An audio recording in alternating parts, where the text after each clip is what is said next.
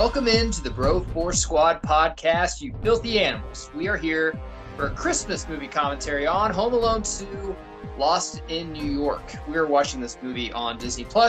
We are paused at the 15-second mark. 20th Century Fox is fully up on the screen. So while you get yourself there, we will go around and meet our Sticky Bandit bros.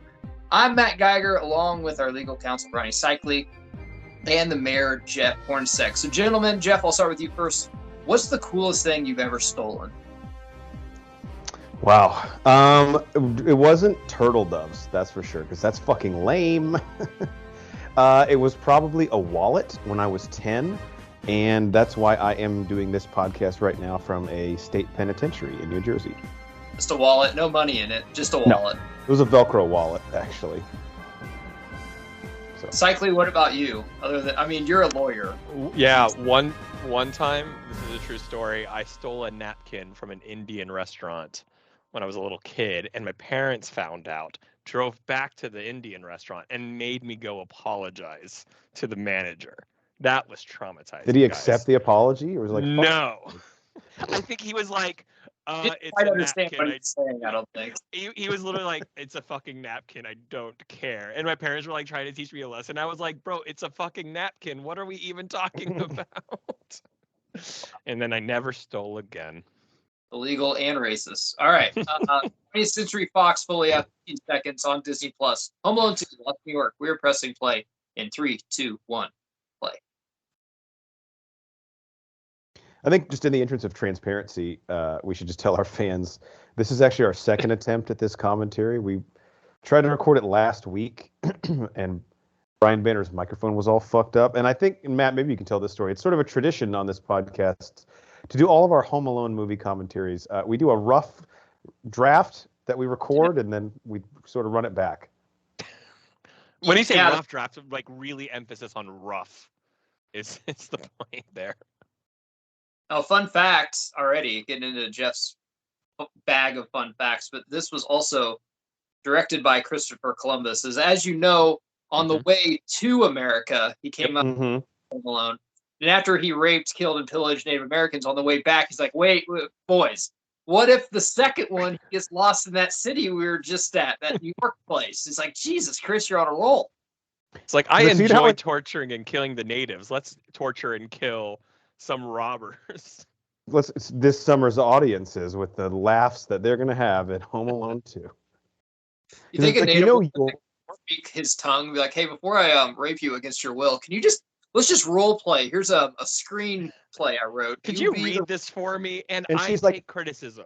Now, I understand that I'm your prisoner, but why does my character lose her son again? Can you just, okay? I'll explain that later. It'll That's work. In the third act, we get to that. But the native woman does say, I do like how you cast Tim Curry in this. That's always good. Yeah, even back then they knew he was a legend. To show our age, did any of you boys besides me have this game on your PC? Because I had Home Alone 2 on my personal. I had the Home Alone on Super Nintendo. Okay, it's probably the same game. So, yeah, Matt, I didn't have the game, but we'll get into this a lot. I did have, and it was legitimately one of the best gifts I've ever gotten, and it lasted a long time. His tape recorder in this that can slow the voice down. Yeah. That thing was fucking awesome. And I did, even as a kid, I had no idea how that technology worked, but I was like, this is incredible. I could prank anyone. They'll think I'm an adult when I play this voice back. I think I told you, like, I had one similar, but it was it had the Red Ranger logo on it. And I remember leaving it in certain areas of the house, like spying on my sisters. Like, oh, yeah. They had no idea what I was finding. But yours didn't, like, alter your voice. Yeah, right? that's right. From what I remember, mine did not do that. Cool. You could, it looked really cool, but you could, did not alter the voice that I recall. Yeah, so here it is, the voice recorder, which I believe was it made for this movie? Was it like a prop for this movie to sell? I think it was, and it was a genius crop. Because if I remember right, the box that I got it in had Kevin on the. Oh, like, that's cool, dude! Yeah. If you found that in your mom's attic or something, that would be so awesome. I kind of forgot about it until I watched this the other night, but I was like, oh yeah, they did have this prop to make. Ask my mom to spend. I mean, back in the day, that was probably about $25-$30, which today would be about $60. No, it was for sure Hefty.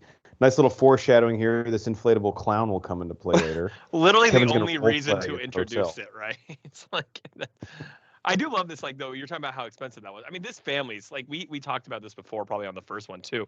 What does the family do? Because we had a theory that for some reason the mom is the breadwinner of the family, that she's involved in some banking or something like that. I mean, I always thought they were probably either in the government or I don't know, something. Is this a rich thing to go out of town during Christmas? Because most He didn't people, do it. you go to No, your we didn't do it. family. I mean, but I've never heard about going to Paris. I think rich people are more likely to do that than us poors. Now Paris, though, in the first one, they did have family from there. Because if you remember, Yes. Yeah. in the house, even though they didn't have accidents at all, which is weird. But they're like, yeah, my parents were in Paris, and they're like somehow related to people in No, Paris. I think they're American. They just were living in Paris for work. And just to be clear, all their cousins who visit, they're visiting them now, right? Because this house does seem like it has 26 bedrooms. Yeah. And Matt, to your point, like, because this movie particularly, the home that he sets the booby traps in is the family that lives in Paris. Like, so they have a home in New York. Oh. Okay. Do we ever see them? They're just like a key plot device in No, both we movies. basically only ever saw two of the kids. Oh, I didn't know that. It's Uncle, I can't remember what it's called, Uncle Jack and Fuck Aunt you. And Worst uncle in movie history. Sorry. he is a douche, man. He is the douchey. Like, I mean, I'm sorry. I'm not going to go off for 20 minutes. But he is a piece of shit. The shower radio. Now you just play your phone loud. Yeah, what a callback. I got to say, Buzz fucking gets him here. I mean, this is classic pranking. Kevin's just like, I'm sorry, you're the butt of the joke, but it's funny. Kid from Pete and Pete. Yep. Is he in the first one? one? Fuck. Yeah, he is. Had some weird shows back in the day. John heard his dad passed away pretty recently, the actor. Oh, R.I.P. Damn. I mean, I related to Kevin when I was young. I don't know if it's because when I watched these movies, I was closer to his age. I was the youngest child. I don't know. I always felt bad for Kevin in the pizza scene in the first one, and I felt really bad for Kevin in this one. Well, and Buzz is in high school here, probably, or in 8th grade. Why is he in a children's choir? Yes, that's what I said. He's like the senior starting JV football. It's like, should you really be here? But the guy beside him looks like he's 19, like he drove here. His son is the other 8th grader. By the way, if Buzz just falls normally, it's Buzz's fault that everyone knocked down. When he fell, he grabbed everyone he could. That was a LeBron flop for sure. I was going to say that was a Draymond Green, actually. Oops, I punched everyone in the face. Yeah. Every Jedi at home right now is embarrassed for Buzz because he had the high ground and still lost. Yeah. Draymond currently indefinitely as we're doing this on right now. Yeah, his terms that he has to meet to be reinstated, I don't think will be very easy. Can I say something? I know this has nothing to do with Home Alone, but you just saying the high ground point. We realized, right, like Anakin didn't have the high ground, Obi-Wan did. But don't distinctly remember that Darth Maul had the high ground on Obi-Wan in Phantom Menace. And Obi-Wan still came out on top there and split him in half. Yeah, so I just want to say, I think it's more of an Obi-Wan thing. Sorry, let's get back to Home Alone. And as we know, Fuller is Kieran Culkin. Kieran Culkin. Yes. Yeah. Also on Succession, which just finished, I believe. Yeah. Imagine giving a speech to your family that's review on. Which one? He was on a movie on Netflix too that we did a review on, like a bank robber movie from the 50s. Bank robber. Kieran Culkin was? Huh. Look it up. Oh, well, he's in a Black Mirror episode. A studded cast. To look that up. Imagine giving a speech so good to your own family that you get a round of applause. See, I see. I like it was so obvious. Come on, how can you fool that family? The mom is smart. The dad is smart. They can see through this bullshit. Him staring into the fireplace is like the perfect way to really sell it. Like he's very contemplative. Buzz is older. He's like, Buzz, you should know better to do that, and you know, just reacted. Who cares? They're not the same age. They're not the Kevin's same not maturity. wrong, Yeah, dude. fuck His uncle's a fucking freeloader, bro. cheap ass pervert. I'm gonna call him. Matt, you'll like this. Let me look up the guy's name real quick before I actually tell you the story. So this is maybe not necessarily Horn's fun fact, but especially with cycling on the pod, I always like to keep our fans up to date with people's legal troubles. Devin Rattray, who plays Buzz, about a year and a half ago, got caught. He got in a very vicious argument with his girlfriend out at a restaurant, and things supposedly got physical because apparently he was like charging someone for an autograph, and she told him not to, and he got sort of upset with her. Just always think it's funny that like guys like you and I would be out at the bar like, yo, are you Buzz from Home Alone? Dude, he has no right to charge anyone for an autograph. Kieran Culkin. Hey, fuck you, man. Didn't this all come out like because he did that like we did a commentary on it, so go watch it or don't because I wouldn't blame you on the newest Home Alone last year on Disney Plus. I don't remember the full name of it. Yeah. And he's the cop in it, right? Yes, but he plays the same character. Yeah, same character. Yeah, Buzz has become a cop. But didn't this news of the legal trouble come out like a week after like the movie comes out? Like he has a little reconnaissance, renaissance, or whatever that word is. Yeah, he was. I don't know if you watch it. He was also in that movie with Zoe Kravitz, where she is like the Kimmy, where she's like the monitor for Alexa, and here's a murder. That's right. We watched that. The Emperor has returned for some reason. The Wet Bandits paper is like they broke out. Everyone caught up. All right. J.J. Abrams like good enough for me. In fact, we might have overdone it. Fan that's like banging their car door right now. So Kieran Culkin in No Sudden Move with Don Cheadle, Brendan Fraser. It was a Netflix movie. Yeah, oh yeah. We did I missed that one. Guillermo del Toro. I think you and Thurmond and he's also in She's All That. Oh. Yes. I really wish the newspaper had said somehow the Wet Bandits have returned, and no one asked any questions from that point. We'll probably be the same city as Kevin in a second. A lot of brown overcoats here. Very 90s. Yeah, very 90s. I do love this, though. They didn't leave him in the attic again. She realizes her mistake. Pretty good plot. The plot is going well right now. There's no holes. Really. Yeah, because no, it's airtight. Because if you're at home, you're like, dude, if she leaves him in the fucking attic again. Yeah. Because who's going to leave their kid twice, guys? Come on. Okay, I will say this. With having a kid, and I guess Banner and me really can't speak to this because we only have one. But talking to parents with 2 or 3, you care less and less after a while. Like you only have so much effort to put into this thing. Well, the first one you're making sure they don't fall off the jungle gym. The third one they're just like, just go fucking go play. Just get out of here. Yeah, dust it off. Not leaving him twice, but I could see some parents. At a certain point, it's Kevin's fault.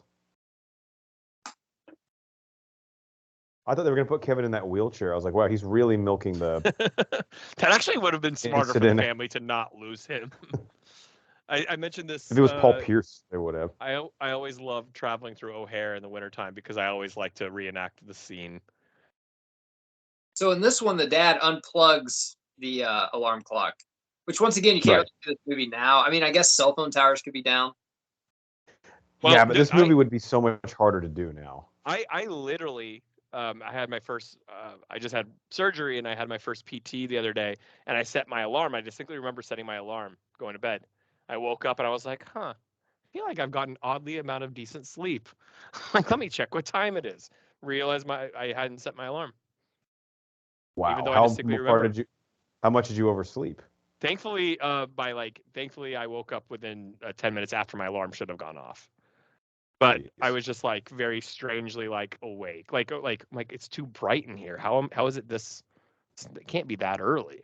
But anyway, it is possible to fuck up the alarm still in this day and age. So O'Hare Airport. Sometimes mine just set for Monday through Friday. Sometimes I'll just fuck up and do PM instead of AM. Yeah, I've done that way too many times. Classic. Time when I click it, it'll say 15 hours until this, and if it says like 28, I'm like, okay, there's something off here. So see, okay, because you have an Android. I used to have an Android. Now I'm on the iPhone because I got guilted into it because everyone loves the blue text chain. That's something I miss. I remember setting my alarm, and it tells you how long till the alarm goes off. Apple doesn't do that. This I could buy too. He runs into the lady. They don't scan him back then. Hey, especially for the day and age. Yeah, this is a shitstorm. This plane's ready to go. His parents are on there. Get on. By the way, if you want to experience pre-9/11 airports, go to New Zealand. If you go to New Zealand, if you travel domestically, there is no security. You literally just get on the fucking plane. The guy next to me, like, opens up a bottle of Jack and Coke, like, literally, unless you're checking a bag, you need to get there 30 minutes early. You can check this, or can I just put it up? Does it fit? So the first time we got on the flight, my wife and I started doing the American thing. We're throwing away like food, our wine, all this stuff. Water bottles. We're like, water bottles, and we get on. We're like, where's security? Where's security? And then we give them the ticket, and we walk right up into the plane, and we're like, what the fuck? And they're like, yeah, domestic flights in New Zealand, you don't need to do anything. I was like, oh shit. So fun fact, pre-9/11 airport. Go experience that was a business trip too, right? Because you're going to expense it because you got interviewed by that other podcast. Oh, that's right. Yeah, you guys are paying for it. Thank you. Matt, did you see that video? I sent it in the group me. No. Oh, which one? The video. Cycly was in New Zealand. He and his wife were out at some improv comedy bar, and this guy who has a podcast down there interviewed them. Yeah. And he put our logo in it. He literally comes up to us like, hey, can I interview for a podcast? Me and my wife have been drinking all day. We're bar hopping in Auckland, New Zealand. And I was like, he doesn't tell us what he's going to ask us, anything. And then he just randomly says like... It's a good movie. It's just misunderstood. Yeah. Oh, yeah. Go watch that. I out who my... I'm the only one now who's completely outed on the podcast. Yep. Damn, look how comfortable those chairs look. You don't get that much anymore. Well, so they're in first class, and the kids are in coach. That's right. Guys, good for them. Are you okay with that? Like, let's say you all have kids, and they're paying for it. In the first one too. Yes, that's exactly what happened in the first one. Which I can. Am I supposed to feel bad about it? The kids don't care; they just want to play on a plane, and the parents get a little bit of peace, quiet, and drink. Absolutely. What's the age though? Because you can't, the kids have to be old enough to sit by themselves. That other chick and stuff. I mean, they're like in high school, so they can kind of watch out. Is the uncle back there? Because fuck that guy if he got. No, the uncle's in first class. Oh, that's bullshit. Now I don't like that. Does the uncle have like nudes of someone in the family that he's like blackmailing them with? Because I know he's related to you, but fuck this guy. Dude, he's definitely the sister's husband, right? Like. Yes, because can we talk? Oh, yeah, can we talk that's about true. How he's related? Because he's not related to the dad. Because the dad says brother, who's in New York. I think the ladies are related sisters. I think they're sisters. So he's by marriage? Yeah. Oh yeah. So this guy's not even blood? Yeah. No, I don't think so. I love this too because I've been to Florida. I mean, I wouldn't say a lot, but more than a couple times. And there was one time it just rained the entire fucking time, and I'm just like, I remember you telling me about that. And I feel bad for the family in this because the motel that I don't know if it's the one they were planning on staying at or if they have to stay there because they're like changing their travel plans. But it is to say it's a shithole is an understatement. I always took it as they like were misled, but like that's where they were actually staying. And they got like misled because like it just shows how and like every scene Florida's raining and the movie starts with Kevin saying who wants to spend Christmas in Florida. And so I think it's like extra drab. Dude, before like internet reviews of places, how did that not happen like all the time? That you just got like sold a bill of goods for like a hotel or some like lodge that actually is a piece of shit. You don't even know it. I think that's why back in the day it was very popular to be like, oh, I'm going to stay at a Holiday Inn. I'm going to stay at like because like you knew they were all the same wherever you were going. This is LaGuardia, right? Yeah. Yes. Yeah, I kind of remember. I've been here. He's like, this ain't Miami. Yeah. He's like, I'm no geography major, but this is not South Beach. For the Latinos. He's like, He's like, what city is that? I don't know if they could have made it work, but it would have been nice to have another John Candy cameo in this. And especially because we'll get into this in a second. Matt mentioned it, Ralph, but they're basically playing all the hits again. Yeah. Polka, polka, polka. Polka, polka. So, Jeff and I were talking before you joined, before we started recording, but I call out hypocrites all the time, which sucks because if you call out a hypocrite, you're probably a hypocrite somehow. But we've had our feeling Force Awakens on this pod, and rightfully so. We've buried it. But Force Awakens is basically A New Hope. But now we're gonna just high five this movie. This is the exact same fucking movie. Like the exact same fucking movie. Just switch the city. It does. It is. But I will say the hotel scenes add a different element. Him getting to explore adds a little bit of an element. Our new characters, like with Rob Schneider and the guy from the Wild Thornberrys. Yeah, like obviously we have the parallel of the pigeon lady and the neighbor.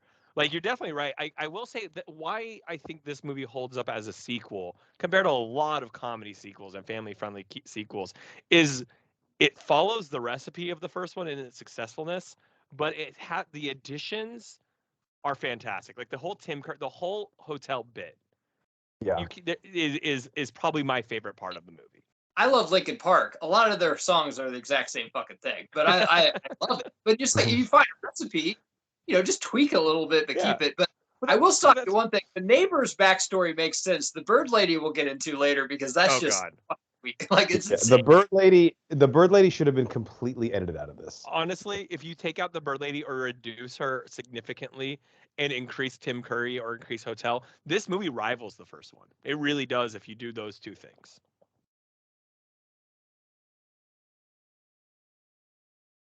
Stunned you all to silence. Yeah, no one has anything to say. It's a perfect thing you made. I'm trying to find. I have a fun fact about Catherine O'Hara's character, the mom, specifically to like the plot device of losing Kevin again. Let me see what she said. I love her, by the way. I love the career she's had even before Home Alone and after. I just love how much of a impact she still has on society, and the fact that she was at Macaulay Culkin's when they did this Walk of Fame. She went and spoke, and that was awesome. Good friends. I listened. Go ahead, Jeff. Sorry. I was gonna say real quick. This police scene, I like it better in the first one. The cop with the donut, the guy that has been so much better. Yeah. Because they're so Chicago cops. They're so Chicago. Tell her to check her kids again. Well, this is what I love. Is just like, well, we never lose our luggage. They knock on wood. Thank God. I had a book in there that I was really excited to read. It's interesting that Dan has been in nothing else. Yeah, John Hurd. I actually watched a weird sci-fi movie from like the early 80s that he was in a while back, and it was bizarre. All right, first Horns fun fact. Macaulay Culkin was paid, and remember, this is 1992, so he was paid $4.5 million to star in this movie, the biggest salary ever for an 11-year-old actor. Yep. That's wild. That's wild, even in today's terms for a kid. And I would like to, I'll talk about Macaulay Culkin throughout this podcast. I didn't even know we were doing this movie, but it seems like, unlike other movie commentaries, I'm very prepared. I listened in full to the 3-hour interview he did with Rogan, which is still a must listen if you haven't listened to it. How long ago was that? It was very long ago. I mean, this was before Rogan was like... Was he like just out of rehab? It was probably like 6 years ago. I mean, it was a long time. Before Rogan was like Spotify. This is like YouTube stuff. Had he like recently broken up with Mila Kunis? Because they were together for like 10 years. Yeah, and then they broke up. He was dating a different girl now he has a kid with. But he was talking about, how the media showed a bunch of pictures of him being really skinny and stuff, but he went overseas to do a film and caught like a worm and lost like 30 pounds. And he's like, that was like, he never really said anything about his drug problem. I never knew he really had one. He said always he likes defend him occasionally. He's just a pretty chill guy. He basically just said, "Listen, I'm like anyone else. I worked really hard, but I did it when I was young. So now I'm just enjoying my time." He just does stuff, and then sometimes his friends. He's really good friends with Seth Green, and he's like, Seth Green will be like, "Hey, I got this indie film. I got a perfect role for you, and if I like the role and I think it's challenging, I'll do it." One role that they asked him 5 times to do, and he finally turned down because he's just like, "I just don't see this role working. I don't like this." But it was for The Big Bang Theory. And Thank God he didn't do that shit. Who would he have been? Sheldon? On him to do it, and I was just like, this doesn't seem challenging. I don't want to do this at all. He's somebody I think could just step back in the limelight, do like a Scorsese movie, and win a fucking Oscar. I think he's somebody that was just born, like almost like Leo. He's just born with fucking talent. Dude, do you guys remember? I don't know if you guys ever saw the movie Saved, where he plays like a handicapped kid at a Christian school. Like that was a phenomenal performance, and it's a very underrated movie. But like also with the drug thing, I mentioned this on the original pod about him. But like he also has had a really hard life. Like even if he did get into drugs, like fucking, I don't blame him. Between how bad his parents were, I believe he divorced his parents. They were really I think he did. abusive. They forced them all to live in a 1-bedroom while they had all this money and stole it from him. He saw both, like 2 of his sisters died. I think he saw one of them die with his own eyes. Like the guy did not have it easy. And I think that was also at the height of like when he started having drug problems. It's easy to like judge him for it. But like the fact that even if he had or hadn't, like where he is now, again, getting the Walk of Fame honor, I'm a big fan of his. I root for him, whether he does any big projects or not from now on. I'll always appreciate what he meant to my childhood. Yeah, and maybe, Matt, this is maybe a question for you based on what his Rogan interview said as we see the Sticky Bandits, for the second time. Marv's just ingenious ideas here to rob New York City blind with tape on his fucking hand. Matt, did he mention it all? Because like him being able to live off of this film, I'm hoping that he had a good like royalty deal set up, because a lot of times those kids get fucked over with those contracts when they're younger. He said like Christmas is very good to him. He still gets a lot of royalty checks. He did talk about his dad, how his dad, anytime they'd like have like a nice studio apartment or whatever on set, his dad would always make him sleep on the floor of the couch while his dad got in bed. And he's just like, why is it control? He wanted to show that he is the boss and controls me. And he said it was such a relationship. He's almost like my agent. He hated me. Like he couldn't stand me the whole time. And it was a very weird dynamic. And if you talk to anyone in Hollywood, he got roles because he was such a big actor, but they could not stand his dad. So once there was time to like cast him out, he's like, dude, we don't want to deal with your fucking dad's bullshit, because you come with all these ridiculous demands. But he's like the most chill dude that is just like, dude, I just want to go to France and drink IPAs and just kind of just chill. Like, I'm not anyone. He's had a shit life, man. Just like a chill fucking dude. So like we guessed, he doesn't have a relationship with his dad now. Did he mention that on Rogan? Or is his dad dead? He's like we're knocking on death's door with alcohol and stuff like that, I think. And I always love to say. Did he say on Rogan? What was the tweet the other day? Every time Trump got indicted, it was like Home Alone 2 cast member Donald Trump indicted for specific. It's always like only member of Home Alone 2 to be indicted for. And I always just love the tweets that reference as a Home Alone 2 star. He's a lot. Okay. He's in quite a few. He was in Eddie too with Whoopi Goldberg. He was like in a bunch of. Oh yeah, that's right. I mean, yeah, Donald Trump was whatever you think of him, he was like, that's where he got his reputation, was the 90s. And he was like the Gordon Gekko, and everyone kind of, didn't think much about him. Yeah, he's just kind of a cool dude. I don't know. Enter Tim Curry, who we fucking love. Obviously, he has a Michael Caine level performance in Muppet Treasure Island, where no one told him that he's not in a Gandhi movie. It's actually with Muppets, and he takes it so fucking seriously, and it's incredible. I don't think he has I don't think there's a possibility of Tim Curry, an actor like Tim Curry, who's almost like Shakespearean, theater. Right. I don't think they have the capability of half-assing anything, right? I just don't even think it's he could do it if he tried. What's the one he's known for? Shit. It's the rock opera. Rocky Horror Picture Show? Yes. Yeah. Oh, Rocky Horror. And then, of course, it's always going to be Clue. Yeah, always Clue. Okay, yeah.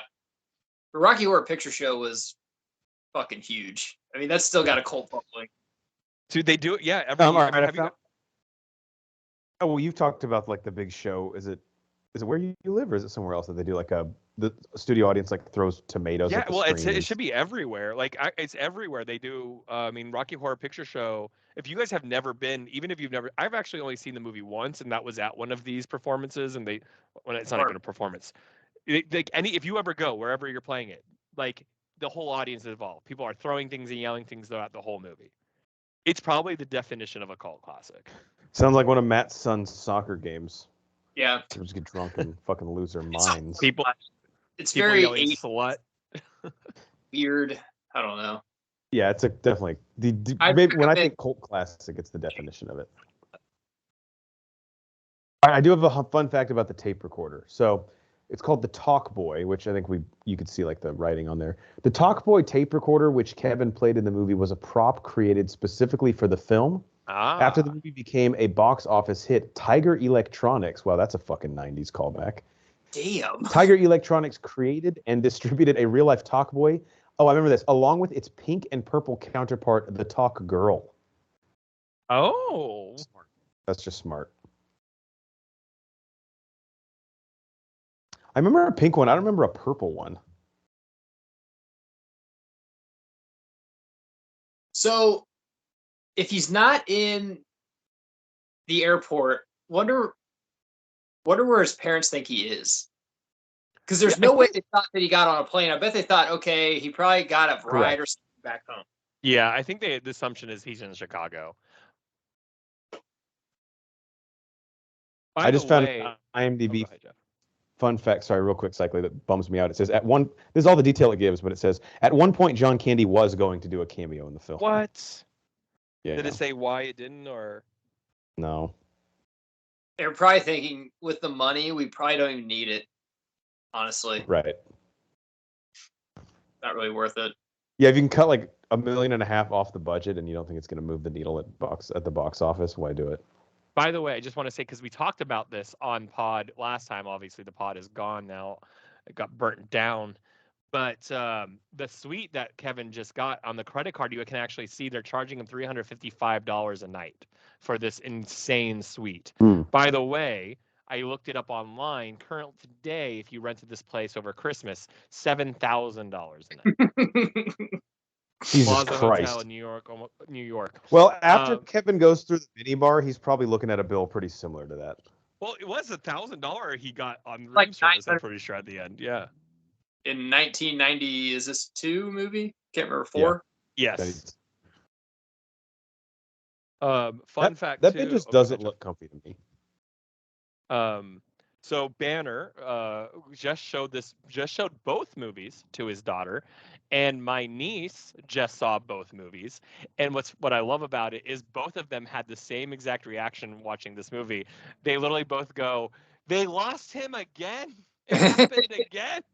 Banner told us that his baby Banner was like, "How did they do that again?" But both of them loved this sequel. Really? Yeah. Do they laugh very hard when Marv and Harry are getting hit at the end? I think yes. Honestly, the third act is stronger than the first one. My niece prefers this one. I think it will change as she gets older. The beating him up and stuff, I think, is like more funny. I will say, yeah, the concept of a house being under renovation does open up a bit of a whole new world of possibilities to booby trap it. It's like I joke. Yeah. And Daniel Stern are just fantastic fucking actors too, just doing this. Yeah. It was weird to put myself in this position because when I watched these movies, I'd say they first came out. I was in 1990. I was like 2 years old, but when they came out, I didn't really know who Joe Pesci was because when I was 4, I wasn't watching Goodfellas and Casino. You know, I didn't do that at least 6. But you didn't know like this dude can act. I would have to think like doing this right now that'd be like getting like fucking Leo DiCaprio to do that fucking role. Having Joe Pesci do that fucking role. It's insane. He literally won the Oscar the same year Home Alone came out for Goodfellas. Which is wild.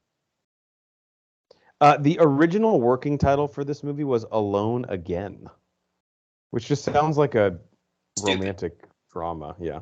stupid. Angels with Even Filthier Souls, another made-up sequel.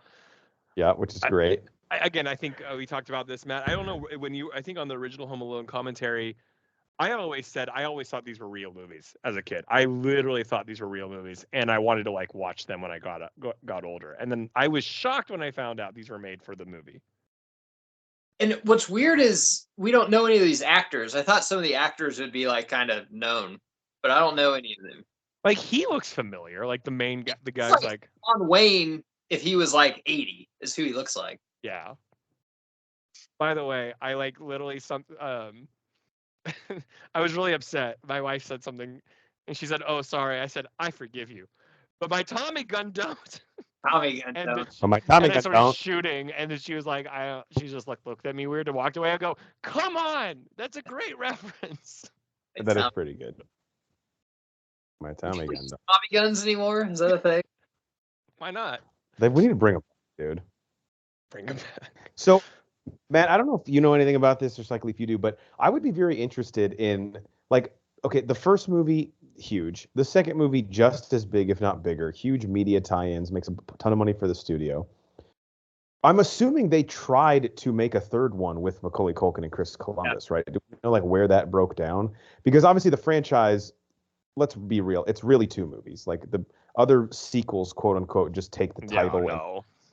There's no real. It's not. What else could you do? Like realistically, I don't know, but I would guarantee you, like, this was their cash cow, right? I mean, 20th Century Fox had to try and done everything to get Culkin and or Columbus back, right, for a third. But Columbus notoriously only does two movies. He only could do 2 Harry Potter movies. You know, maybe that's his shtick. Finding another new world and on the Nina. He's like, I can't make another Home Alone. I can only do 2 movies max. I'm back in Spain now, so like we want to do. That's right. Culkin did say a little bit on the Rogan podcast. I remember he was like, I was on a set of a movie. He's like, I was working so much. I was on a set of a movie, and my dad would say, "Hey, we got to fly out tonight for a premiere of this movie." And I would like look at him and was like, I did that movie like a year ago or 2 years ago. Like, yeah, you got to be at the premiere. Then we got to come back. And it was like My Girl or something. And I know he said this is when he started to rebel, being like, I don't want to be on fucking set all the time. I just want to be like a normal kid.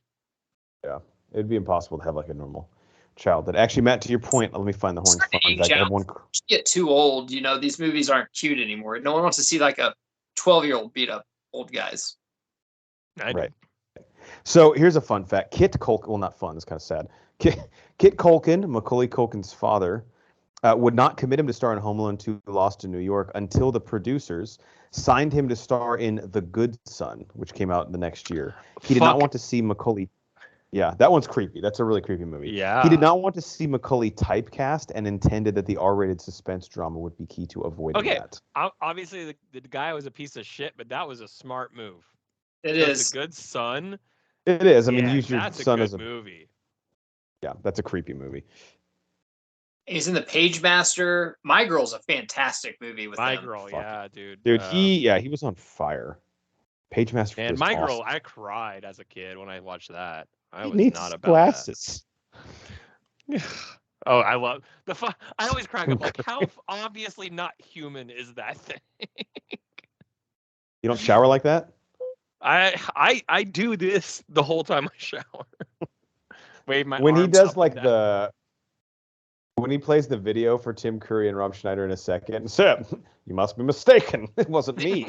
These are rich people though. You don't know what they're doing in the fucking shower, and if you That's like go true. as a guest in the shower, you get fired. So it's like, I don't know.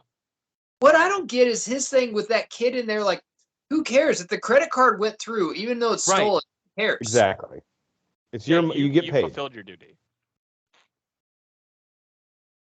Okay, so they're like, this is the hotel. This is awful, and it's just like raining the whole time. Yeah, Villa to Delphine.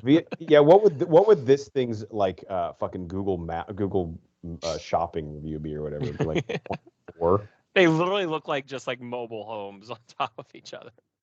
You got to give because this is making, which New York is a fantastic city, but this is making Miami look like, oh, you want to be in New York or you want to be in like the suburb of Fort Lauderdale or something. Yeah, Miami's like, bro, plenty of people fucking retire here. This does not look like. all the time. Okay, if you have to put it in context though. If I'm single or just couple, like yeah, let's go to fucking Miami. But if I have 18 kids with me, I don't want to go to Miami. That sounds like hell. You rather go know. to 18 kids? If I have 18 kids and they're I'd going probably rather go to anywhere, New it York. sounds like hell. You're going Yeah, to I'd rather. Missouri if you. That's true. I'm just saying with all these kids, I'd probably rather go to New York than Miami. Because obviously you have help, you have the aunts and uncles, but if he finds their address, like they do usually give pretty good presents. they should. His family has more leather than like a dominatrix.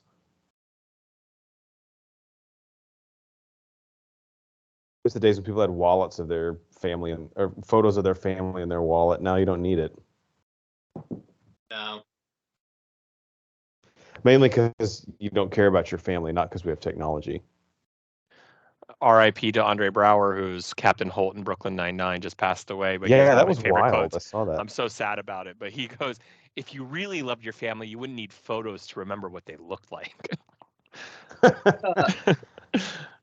I've been thinking about this movie a lot, and I'd love to see them revamp this with Macaulay Culkin.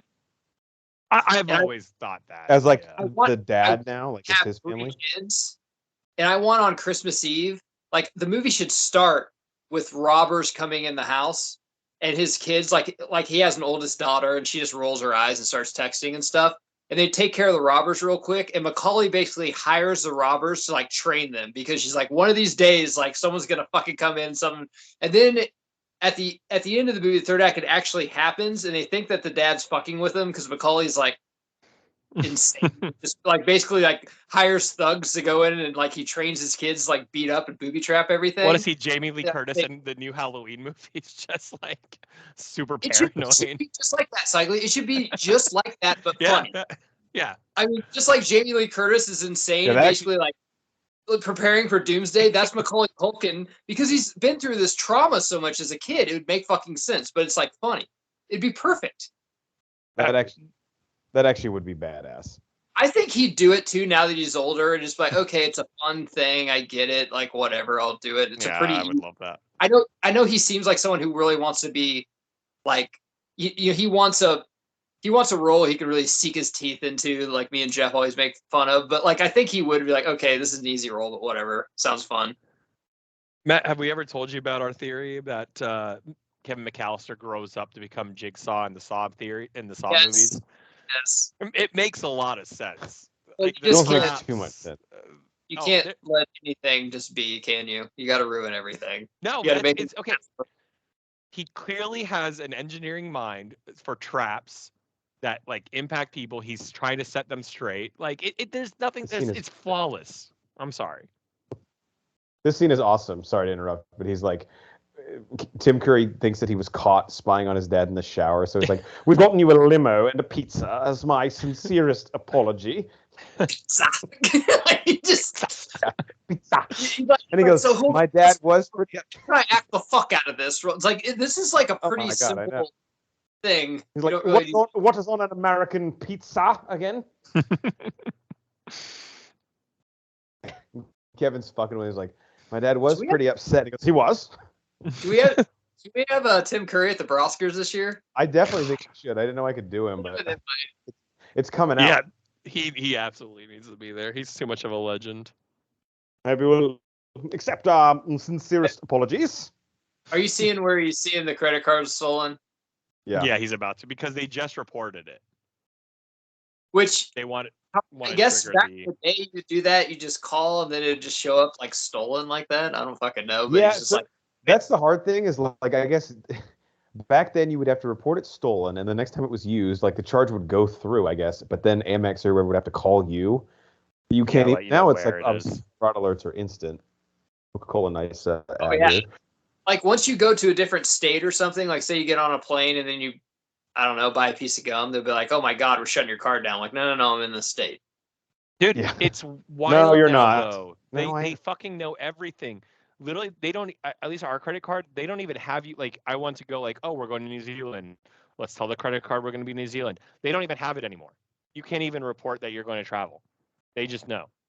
And I'm like, I get nervous about it. I'm like, if I all of a sudden charge something in New Zealand, they're not going to be like, There you know. They literally tell you we don't That's need to a little know scary. anymore.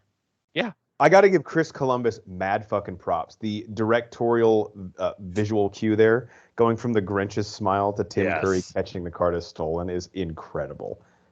That's when you wake up in the middle of the night, you're like, give me a fucking pen. I need to write this idea down. And here Marv, piece by piece, stealing a whole fucking outfit from these I people. love this. A whole wardrobe. What's up with And that no one notices. What's up with the stocking cap not over the ears? I know Dude, he's I've bald. never understood that. Never understood that. The only reason I wear a stock because there's some It's stocking for caps my ears. Right. like my ears get cold, not my head. So Right. we have a scarf. So even maybe I know he's bald, but still, it's like, dude, I would wear it to cover my ears. I also love how those pigeons he was hitting weren't even moving. That's how pigeons are in New York. They're fucking fat and like they're not scared of people. They're tougher in New York anywhere else. Like we don't give a fuck. We'll just sit here. You can do Yeah, whatever for the fuck real. you want. They'll boo you if you don't chase them. Is this We've a got real scarves place? and- Is Is it what? this a real place? Yeah, I think this is in Central Park somewhere. I actually found the exact place where it's filmed. Store. But they do go to Rockefeller later. Yeah, for the Christmas tree. But I didn't know if they just changed the name or is this like this is a badass toy store, but it looks like everything's breakable. Yeah. This guy, Matt, you'll remember this. So Daniel Stern, who of course plays Marv, directed Rookie of the Year. And the guy who owns Duncan's toy store is the owner of the Cubs in that movie. Yes. Yeah, Daniel Stern directed a couple movies, I believe. He's I mean, also in Angels in the Outfield too. who? Stern is? Isn't he the? No. Is he not? Is he not one of the outfield players? Daniel Stern? No, maybe. Who am I thinking I think the about outfit then? is McConaughey, Adrian Brody. 80-year-old guy behind the desk. He plays right field. Yeah. Okay. Didn't have much range, but he's got a fucking hose. No, Daniel Stern is not in Angels of the Outfield. Now the Bird Who am I Lady thinking is. of? Yeah, That's the bird what lady maybe who runs that's the why I'm orphanage. thinking of it. Bird Yeah. Lady's Yeah. in Angels of the Outfield. She runs, which I That's think why I'm after this thinking of movie, it, she gets yeah. life together, and they're like, "Yeah, you can run an orphanage if you fucking want, I guess." You're qualified enough to be with homeless kids. This That's toy what I store was getting is confused. fucking Okay. badass, though. This and there was a Saved by the Bell episode where they're waiting in line for U2 tickets, and they're like, "Oh, let's just sleep in the mall, so we're the first in line." I always wonder when I go to a store, I'm like, man, if you're homeless, why don't you just go to the store and just hide out in like a fucking, a fitting room or something, just sleep there. I mean, Marv and Harry do exactly that towards the end of the film, so it would have It's worked. a genius idea. All afterwards, but still. I always thought that was a genius idea. Like, literally, how did no one think of that? This is I a don't get- smart idea, knocking over a toy store because they're not implementing the cash on Christmas Eve because everyone closes early. This is brilliant. Yeah, it's really smart. Except most retail stores, like when I worked at a bar, your job was to count the register, put all the money in a bag, and then put it in a safe in the back. But Right. they could have found a way Yeah, around but that. that's fucking minor detail. Come on.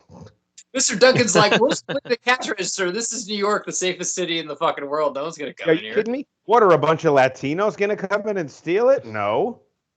Mr. Duncan, you can't say that.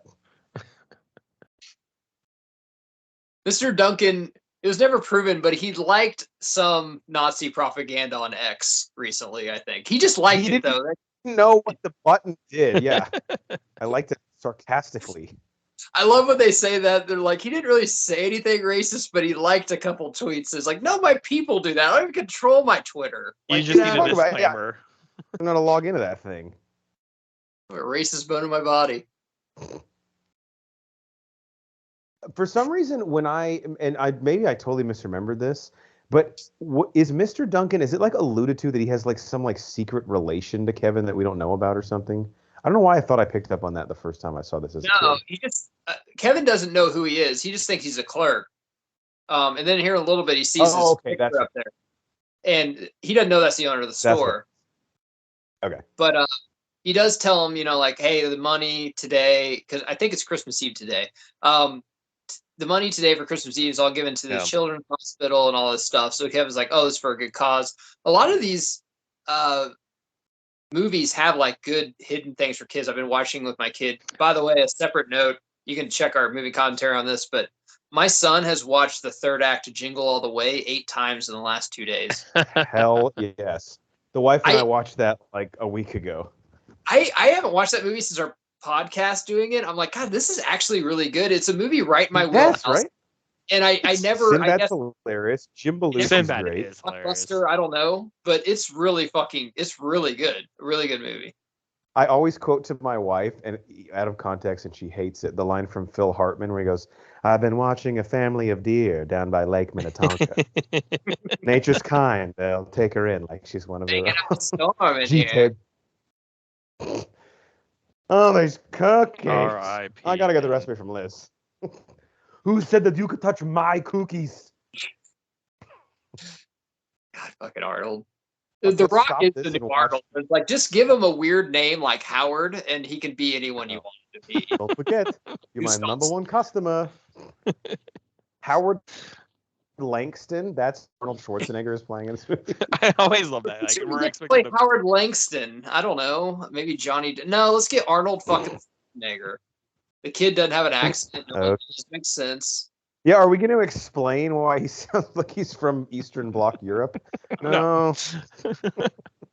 He's a That was like, not only that, and no one ever questions his body, like his physique or anything. They're like, yeah, that's just normal. That's just Howard. No, yeah, Phil Hartman makes one comment. He's like, you can't bench press your way out of this one.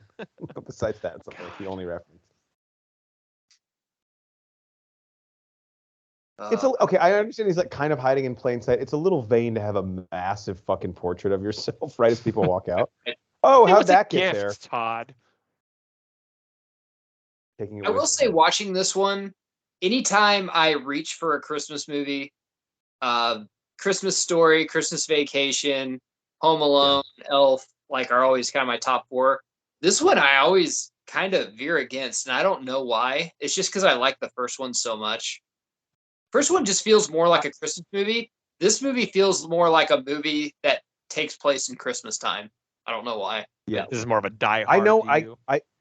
I totally get the distinction. I think the first one, there's something more about being like confined to his house that does make it feel a little more like Christmassy. And I can't elaborate on it any more than that. You either get what I'm saying or you can get the fuck out.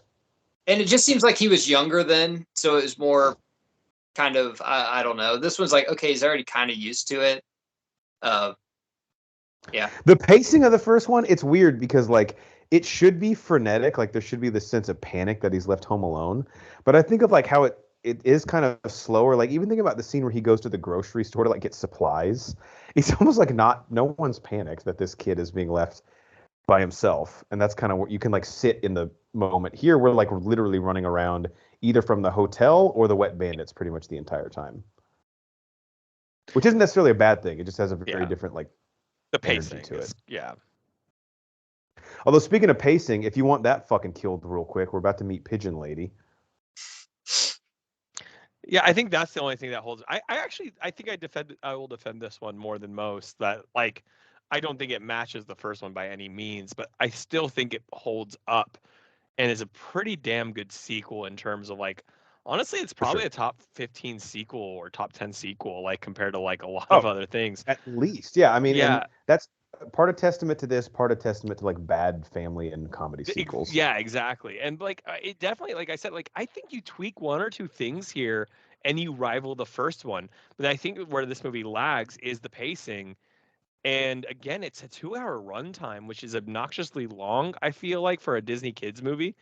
It could have easily been an hour 45. And I think the slowness of it really is what hurts it.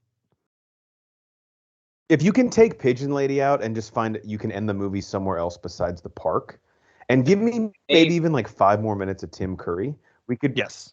Say it again. There's a fucking name. Oh yeah, Beth. What is it? I don't know what it is. She didn't give it, but I'm sure she has a fucking name. So put some respect. I'm sure she does. Pigeon Lady on Google. Have a name. It's literally Pigeon Lady. Martha. I don't fucking know. I'm getting Martha vibes for sure. Linny? No. I said Pigeon Lady. Brenda Fricker, Pigeon Lady. Damn it! They Okay, really and don't we're- say her name. No, I googled it and IMDb both say Pigeon Lady. My mom, whenever we were watching this movie with my son, she's like, "Yeah, the first one's great. The second one's good too, except Pigeon Lady. I never understood that. Like, you imagine our parents going like, what's this about? Like, what Your is mom this for?" said that? Yes. Oh, I that's think they But just nice. Your needed mom to did have that. the well. You just talked about this, Geiger. Like, I think it's the moral, like where Kevin learns morality is from this random older character. He learns already that like learned it, looks are man. deceiving. Like, yeah, I don't think we needed it again. All right, we're about to come into one of my favorite scenes in this movie.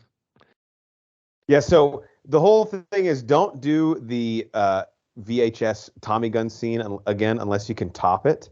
And Christopher Columbus was like, hold my compass, because I think I can. What part are you at? Is he going up the elevator? He What's just that? like Oh, yeah. ran into the room and he emptied out the cookies from the minibar on his bed. Okay. Which look phenomenal, by the way. This is brilliant thinking again by Kevin McCallister. This is why he's Jigsaw. I love that cop who's like 912 years old. Like, what the fuck's he gonna do? Cliff, You. I knew it was you. smell you coming off the elevator. Tim Curry here, like, imagine Just have directing him fun in with this this scene. scene. I can really sink my teeth into this scene, Christopher. You can't direct Tim Curry, I feel like. Chris, in if this you don't mind, situation. I'd like to take the strip like a ball of clay and mold it a bit to my liking. Like, please, just let it roll. Just let it roll. No script. I'm afraid you're mistaken, sir. Little Mo With a gimpy leg. Cliff's reaction. I love how Tim Curry doesn't flat out deny this. Well, if he's like, Schneider it's. acting in this is fantastic too. I wish Tim Curry was like, oh, I guess our secret's out, Cliff.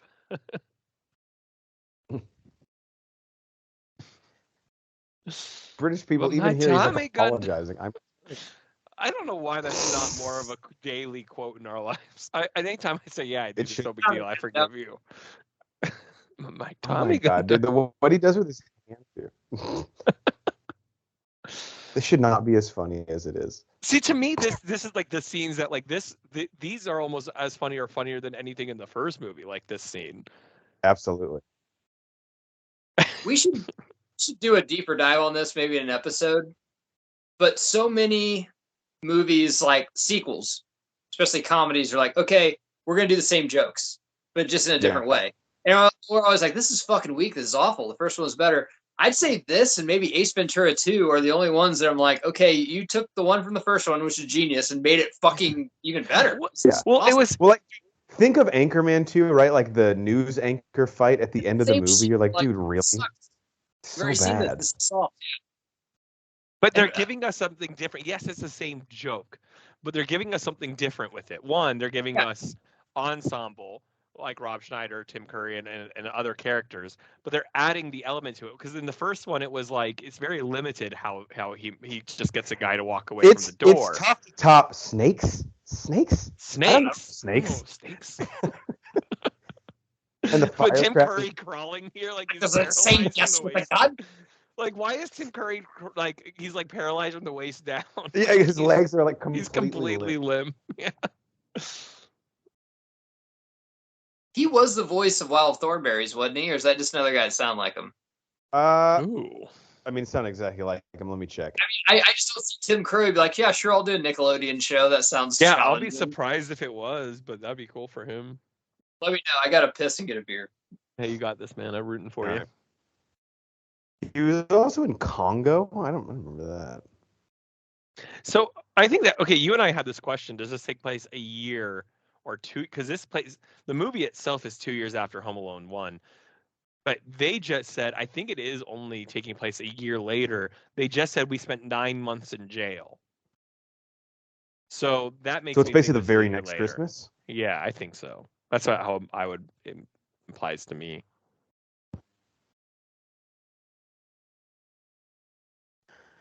I don't see could you Wild Thornberry's on imagine here if- yet, but Yeah, I would be shocked if Tim Curry did a Nickelodeon show. I mean, I'm not saying he couldn't. He's one of the most he's done talented a actors lot all of voice time, work though. but yeah.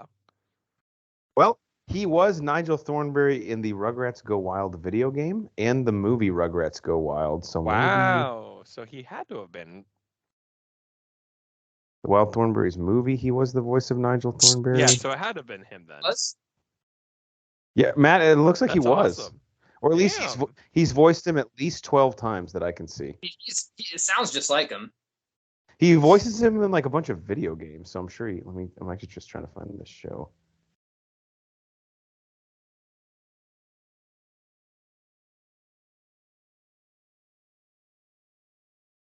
So he escapes from him and he's running through the Central Park, I guess. Mm-hmm.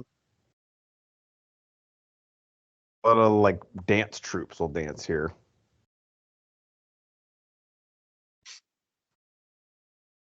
This seemed Yeah, like dude, this seemed like when movies really shifted. You know how movies now just always seems like they're in Boston or New York? Back in the 80s, it seemed like they were all in Chicago.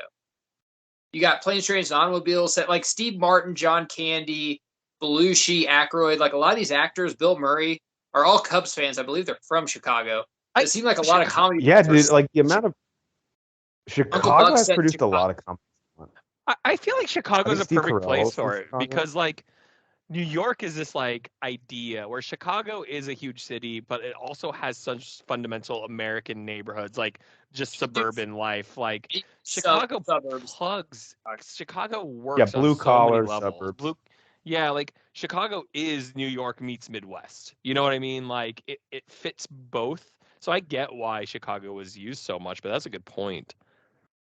Sorry, a great a reference here. So in the first one, doesn't Marv say, "Well, come at night. Kids are scared of the dark," and now he just says, "Kids are scared of the park."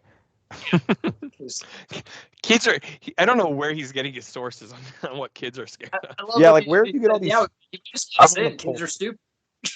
Like, yeah, come on in, Roberts. Now, I did also read on IMDb. Apparently, it is a Christopher Columbus directorial trait that he will try to put "It's a Wonderful Life" in all of his films somehow. So, well, I didn't see it in Harry Potter, bro. So failed there. Also, didn't see Harry ever. So. That'd be really funny if they put it in Harry Potter. I'd be like, wait, why is that in here?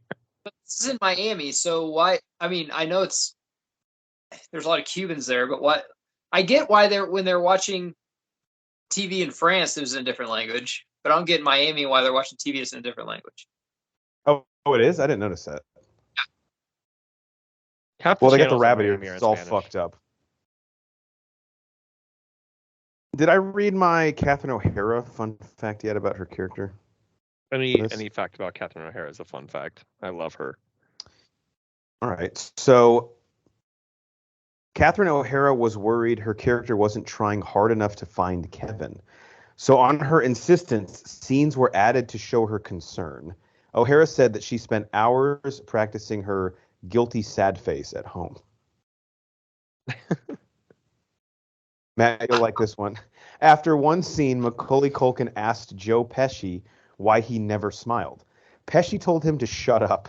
At the time, Pesci said, "He's pampered a lot by a lot of people, but not me, and I think he likes that." I wonder if, too, that Pesci probably didn't realize what Macaulay Culkin's home life was. He probably assumed he was pampered. But yeah, he probably thought he was just a spoiled little shit, and he's like, dude, I'm not. I bet he hated working with the kid, but wonder how he signed on for the first movie because Goodfellas came out in '90. I bet that came out at the same time as Home Alone. Yeah. Yeah, I bet he's just trying to get any type of work he could probably. Matt, like I wonder what you think about this. Oh, go ahead. At least for this one, I mean, I was gonna say if the price is right, yeah, but for this one, he does not seem like the type of guy that because like he's retired, like Yeah. Yeah, it doesn't seem like he would just do anything for a paycheck, is what I mean. Yeah. So Matt, I was thinking that maybe Joe Pesci is such a serious actor that the way he treated Kevin might have been on purpose, or Macaulay Culkin really, to just have him be scared of him. I think there was a thing like I think one of the Harry Potter Lucius Malfoy did this to Daniel Radcliffe, where like you actually are intimidating on set to get that reaction from a kid because this kid actor like Macaulay Culkin might have literally been scared of Joe Pesci, because I would be fucking scared of Joe Pesci. I don't know about He's like, you guys. does he know this? We're pretending. Yeah, because He actually tried to bite my fingers off. I love this People part are when he's upset. walking. You got all the bums there and the hookers. I mean, you got hookers in Home Alone too. These guys are mad. The Knicks kids movies had real shit. He's got a pocket full of cash. I'd be like, well, what's your pleasure?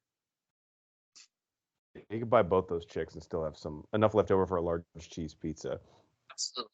It's likely, is Malfoy Jason Patrick's character? I'm not the most versed in the Potter lineage. I think that's his name.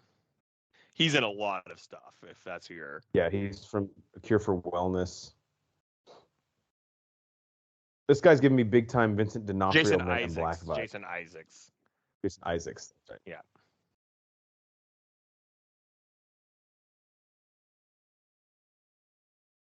There's another version of this movie where as a kid. There's another version of this movie where Kevin doesn't make it out of the park. He's raped and sent to Epstein Island. Yeah. That might be the cut we have on. That's the director's cut. Okay. We'll keep watching and see. Yeah. Back then, I bet parents didn't even think about that, but now, like, my thing is, like, was he going to get child trafficked? I don't know what was going to happen to this fucking kid. He goes through all this and he has, like, an emergency need to eat a cookie. He's hungry. It's diabetes, bro. Can we fast forward the next 15 minutes? Anyone? For real, dude. This is where the movie literally loses it. Like, loses its pacing, loses its comedy. I'm not saying it's bad. Fact. I get what they're going for, but, like, it's too much. It's the fun fact I want to hear. What'd you say, Matt? But the fun fact I want to hear. Besides neighbor with the fucking shovel, what was second, third, and fourth place behind Pigeon Lady that was pitched at the fucking board meeting? Yeah. Like, what else could have been worse than Pigeon Lady? I do feel like someone homeless is New York. Yeah. Isn't this the point of test audiences? I would imagine every single person who saw a cut of this movie would be like, yeah, it stops dead once Pigeon Lady shows up. I do feel like Chris Columbus, like, you made a reference about, like, It's Wonderful. Was it It's Wonderful Life is what you said? He always tries to put that in the movie? Yeah, he, like, puts it in most of He has, like, a strange, annoying... I mean, I get it. Good for him. It's kids' movies. I get it.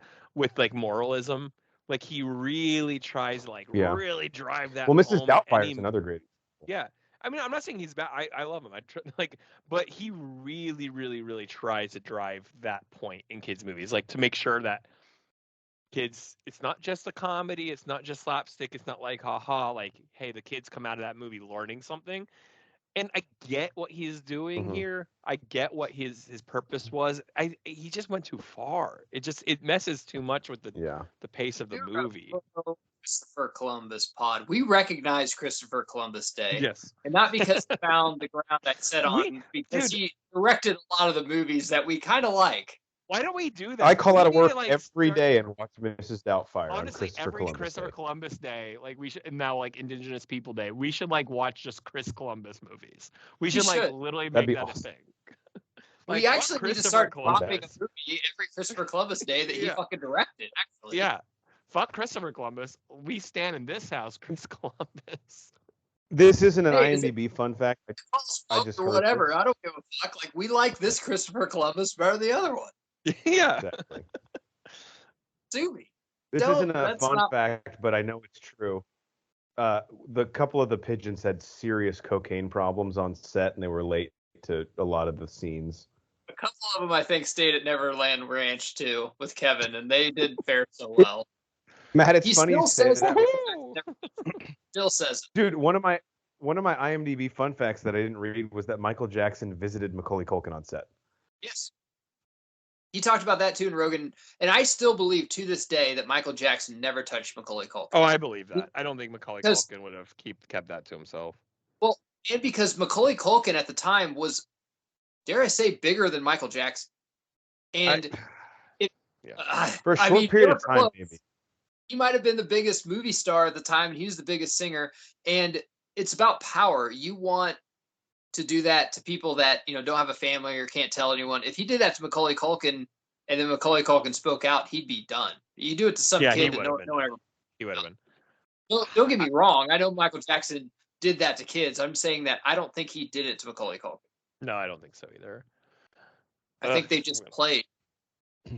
Christopher Columbus is like, oh, you think Pigeon Lady kills the movie dead? Well, what if we move him in the attic part of a symphony orchestra? Yeah, like that's the thing. Why They is could have that- just cut it. They just Get could have up like, yeah.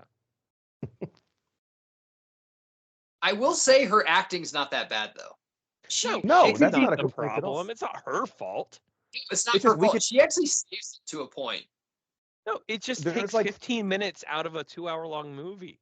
I have 30 other ideas for scenes that involve Tim Curry that I'd rather be watching right now than this. I'd rather think- have Tim hey. Curry recite a play right now. Yeah, Oh, I would. Tim probably Curry watch reading that. like the P.F. Chang's menu. And Dude, then there's the I would pay money. sweet and Yes. sour pork. If we Now I just ever wanna watch got like Clue. really big, there's like weird shit we do. First off, I wouldn't have said my wedding vows. I'd have like Michael Caine say 'em or Tim Curry. Oh my god, Like, yeah, that'd be I incredible. express my love to you, babe. So I'm gonna have Tim Curry do it. We real quick. would I really literally not have wives if any of us had done that. Dude, imagine Tim And Curry then like We'd all be recording your I know. voicemail. I'm sorry, you've reached Jeff's phone. Can't answer it right now. So I'm gonna recite the vows. I know you're all here for pizza, but you'll have to And wait only till Matt- after. Pizza. Only Matt and the other men are crying. The women are like, "What the fuck is this?" Mike, this is so beautiful. Oh my god. Just like it's like, no, he's the guy on the Wild Thornberries. Like that's the role you know me for. On You're Rocky like, Horror babe, it's That's of all things. Ooh. Babe, it's Nigel Thornberry. This is the part, and I didn't like. Actually, it worked better in the first movie when he was in the church, and he kind of like gave just a kid's logic to like, why don't you talk to your son? That's a dumb, reason. Like you got upset, just say you're sorry. But at this, it doesn't work because he's like, why don't Well, you dude- just, I'm like nothing about life, and you're like And telling Why her, don't you like, just get a job? fucking Yeah. job? Ticker jerks. Get Now your- listen, don't call me callous because she's a fake person. But You're her so story, dickhead, her story, like which we're supposed to feel for, is basically like Matt was saying, the same story that we got from Kevin's neighbor. Like you are now estranged from your family. It's the holidays. And in her case, she doesn't have the method to like reach out to them, which is what's cool about the neighbor. Is Kevin's like, dude, just nut up and call him. Like life's too short. But here she's telling. I wish Kevin would be like, oh my god, you sound like my fucking neighbor. Like shut Yeah, up, like, lady. Maybe the third Someone one was going to be the neighbor and this girl, pigeon lady, fucking. Like, are they like building to something here? Like, I You do don't what normal understand the girls purpose. Find a slutty outfit, fucking go to clubs, Snapchat, make out with a ton of guys, give them a hand job, go home. Yeah. Get fucking over it. When she Or Matt's tells him, like, Tuesday night. Yeah. Sounds like a cool When- Tuesday, bruh. When she tells him my husband fell out of love with me, what if Kevin's like, well, did you start to let yourself go a little bit, maybe? Yeah, a little too many chips there at the Mexican restaurant. Eating the little pigeon seed, one for me and one for you. These guys Two don't like for me and one for you. Exactly. Well, it's weird. It certainly can't because of the way you dress. There's a lot of people probably listening right now that's been with us since day one. We've been a pod for a while. And I hope that we're not losing our tune, like some bands are like, what the fuck? They used to be cool, now they're not. I buried We found a new There's a lot of sound. people- When this comes on their YouTube, they're like, God, I hope they fucking just destroy Pigeon Lady because it's dumb. And I hope we do. We're not done yet because there's still some scenes to come, but Jesus fucking Christ. Guys, can I say if there's anything of like us, like people like play the classics, and we're like, we're only playing the new stuff. Our new stuff would be defending like the Star Wars franchise. Like that's where we lost ourselves. Like the second we're like, you know what, Last Jedi holds up. Like we've completely lost. I'll never forget the review. I think Matt's wife almost walked out of that movie with us. She was like, I'll wait in the fucking lobby while you guys figure this shit. Yeah, we'll stay true to ourselves. Once you hear something like that, we've lost it, guys. Just I'm actually cancel starting us my at that moment. Star Wars. I'm starting them with the first Star Wars movie, New Hope. which you all met. Episode Yeah. 1. Oh, nice. Matt, I think on Disney Yeah, Plus. No, it's episode 1. It's first Star Wars movie. Matt, you'll have to. Have you ever seen the Star Wars Holiday Special? a lot. We should do a commentary on that because I think it's on Disney Plus, and all the actors came back. Yeah. So Okay, yeah. they did it after the first one. All the actors came back for it. Harrison Ford said it's the least he's ever got paid for anything that was on film.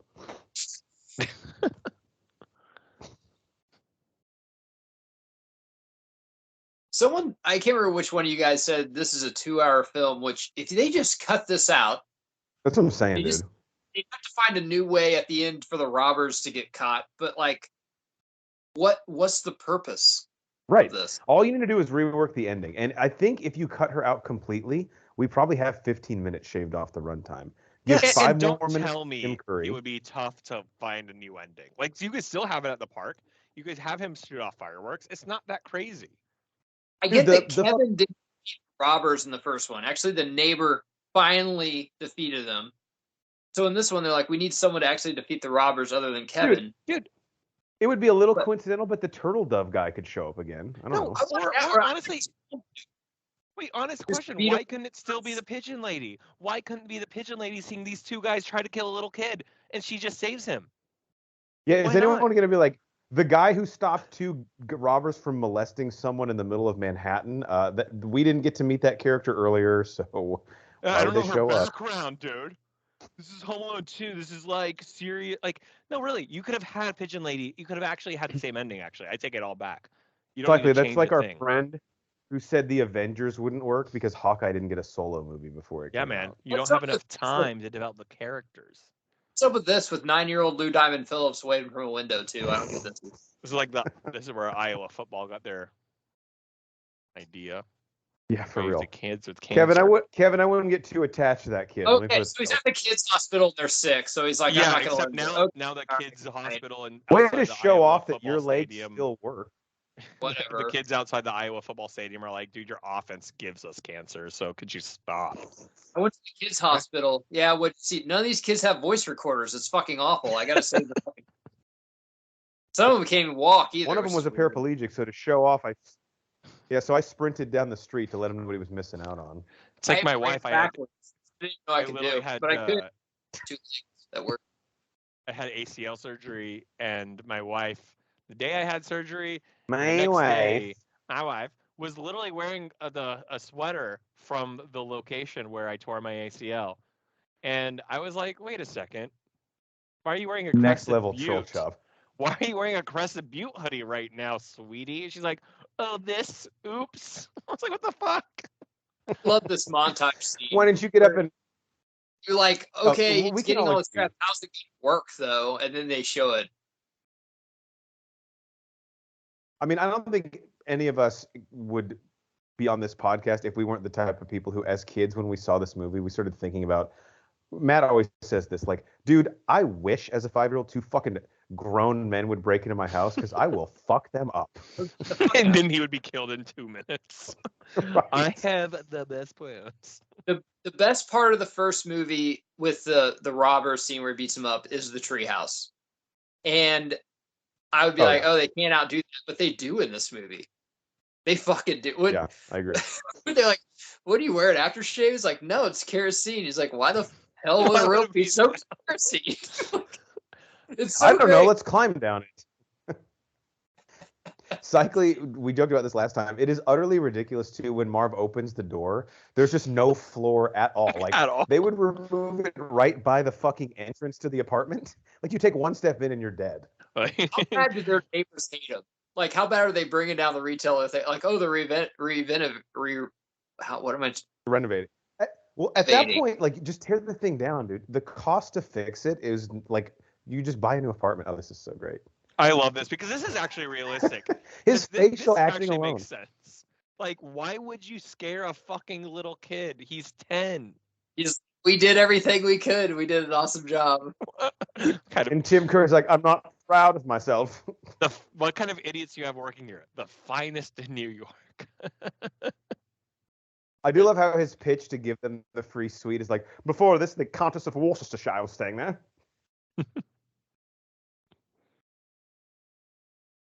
You should buy him another cheese pizza. That might help calm him down.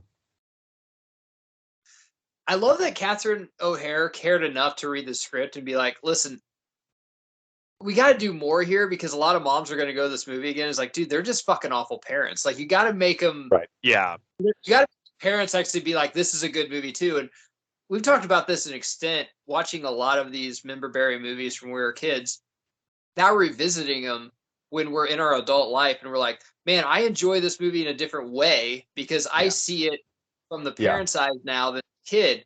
I was watching Home Improvement the other day, which I watched as a kid, and I'm just like, man, this is like a new fucking show, and it's fantastic. Mrs. Doubtfire, this movie. And now, like, sometimes you watch kids' movies as a parent, you're like, this is fucking awful. I'm glad my kid likes it because there's nothing in it. his chin quiver. We watched Boy Meets World all the way through pretty recently, and seeing it from like the perspective of the parents, Feeney, and the teachers. Mr. Feeney, God. It's so true, like Matt said. It's literally like this show is like brand new because you look at everything. Yeah, my son is addicted to the Santa Claus. I only let him watch the first one because the other ones are garbage. But I'm like, dude, a lot of Tim Allen's shit. It's basically Home Improvement, but it's fucking hilarious. I'm like, man, there's a lot of stuff in here for parents. That is one of the most underrated comedic performances I think of the last like 30 years. Tim Allen as Scott Calvin in that first one. So fucking good. Judge Reinhold from Fast Times at Ridgemont High and Beverly Hills Cop. He's fucking hilarious too. As like a psychiatrist. Like, Neil listens to me, Dad. Yeah, and then he charges you for it. Yeah, it's like, what's the last thing you remember doing on Christmas Eve? He's like, well, I shared a bowl of sugar with some shots of brown liquor, play with my shotguns, look for women. Have we done that commentary? We have, haven't we? Yeah, you and I did that one at your very old apartment, if you remember. Sorry, Psych, I think I cut you off. You were making a point. Oh, it's fine now. Yeah, it's kind of off pace. It was when you had talked about Catherine O'Hara making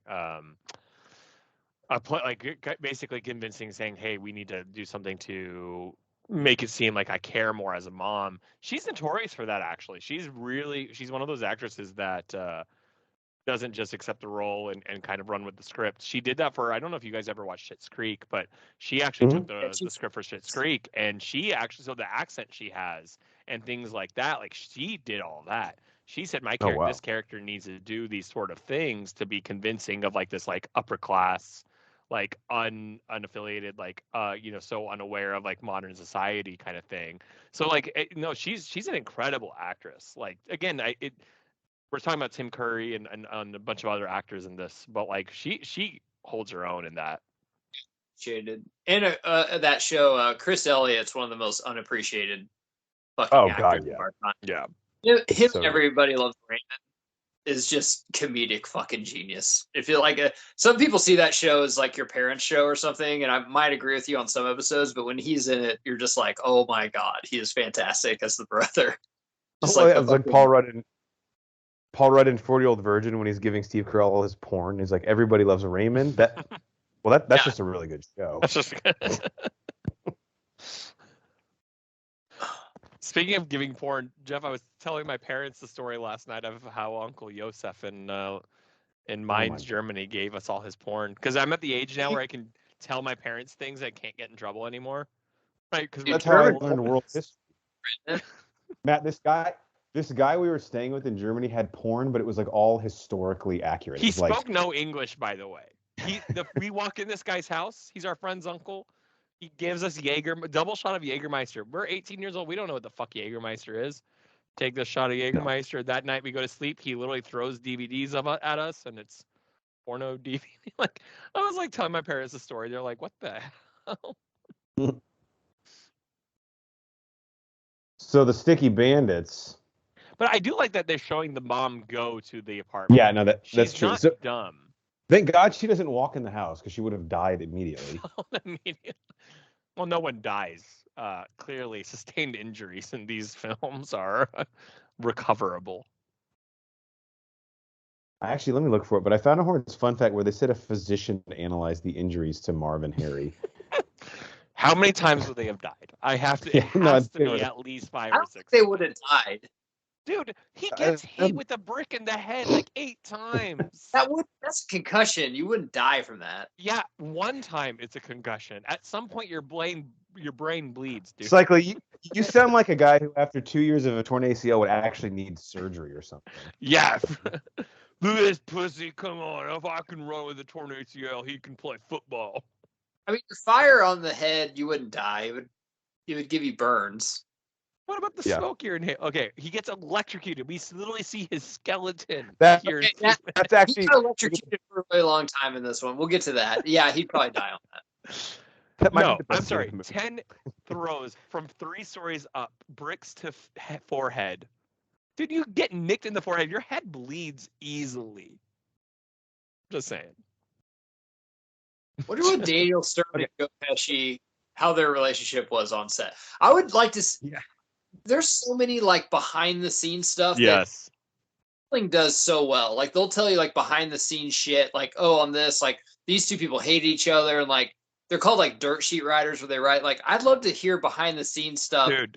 Like did they go along? Did Pesci just show up and just be like, "Listen, I'm Joe Pesci. I don't want to fucking talk to anyone. I'll do my scenes and leave." Or I could almost see it being like Tommy Lee Jones and Jim Carrey and Batman. That's literally what I was literally about to say that exact thing. Yes. Where Tommy Lee Jones like, I can't support this. I cannot do this.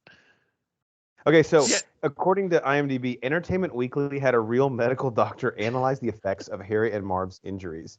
According to the physician, bricks to the face would have caused, quote, at best, brain damage, at worst, death. brain damage, like what do you mean brain damage? Like instantly or in time? Probably in time. And Marv probably, let's be honest, Marv already has CTE. Yeah. Dude, no, you cannot get hit this many times with a brick. Why is it so funny when one person moves and the other one gets hit in the head? It's so good. Harry! Harry and Marv's dedication to Harry is really called, like, make the adjustment. What? I think this is called physical comedy, if I'm not mistaken. I believe so. I mentioned this on the pod that got burned in the fire. Somebody like Michael Richards, who had right at this point was playing Kramer for the 2nd or 3rd season, would have also been phenomenal at this because, in my opinion, he's probably one of the greatest physical comedians ever. Yeah. And they both have the same hair. Jeff, you pointed that out last time. Like, same build. I'm not saying he needed to be replaced, but I could absolutely see him doing the role too. As 90s movies replace people, if Daniel Stern didn't want to do it, absolutely Kramer should do it. Pesci, I don't know who you would get. At that you think time, Ray Liotta would have done something like this? That would De Niro. De Niro would be good. De Niro. So there was a rumor, and I didn't know this, and it was dispelled on IMDb, but there's a rumor, and we'll have to look for it at the end, that the cop who arrests Marvin Harry at the end, there was a rumor that he was an uncredited Robert De Niro. So we'll have to look for that. It has been. There's no way, right? They say it's not true, but supposedly he looks exactly like him. Okay. I'll have to say though, it doesn't really matter what actor you get. Obviously, you want them to kind of look like him, but it's more about the stunt, physical, emotional, facial expressions you do than the lines you give in this. The third act is all this movie is. On both and here movies. a director tells you a nail goes up your anus. Like, you play guys, that. I literally just opened Instagram just randomly, and the first thing that popped, I'm not making this up, this is actually what popped up. It was when you realize that if you were born before 1990, you're older than Marv in Home Alone. Oh my God. Fuck. What the fuck?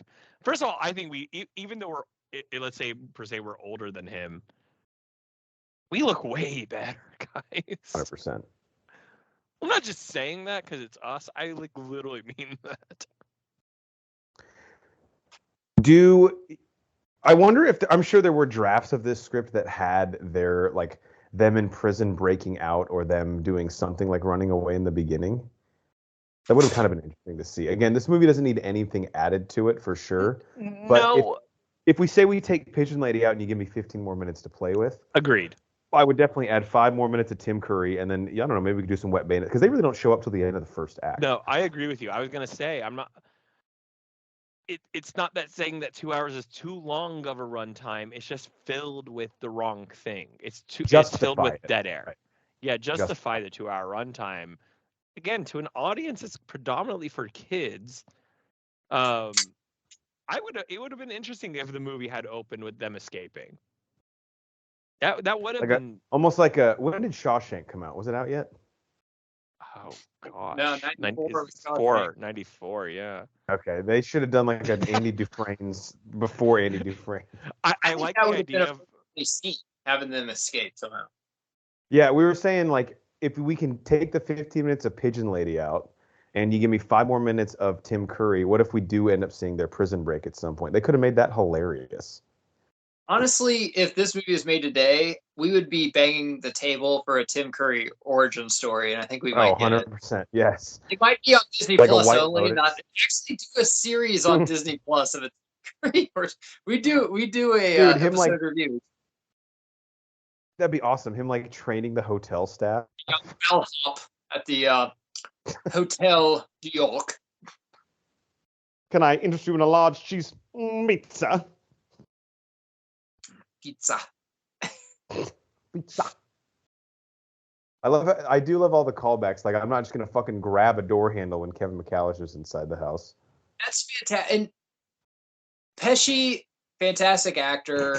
Obviously, we've been blowing him ever since this started, but this is definitely a different type of acting. It's comedy, which he's good at. I don't think My Cousin Vinny has come out yet, but he's actually kind of comedic in some of the serious roles he does in a Tarantino He's got way. one speed for his exactly. But this physical acting he's doing with the expressions and everything, making this look real, like the painful, it's funny as shit.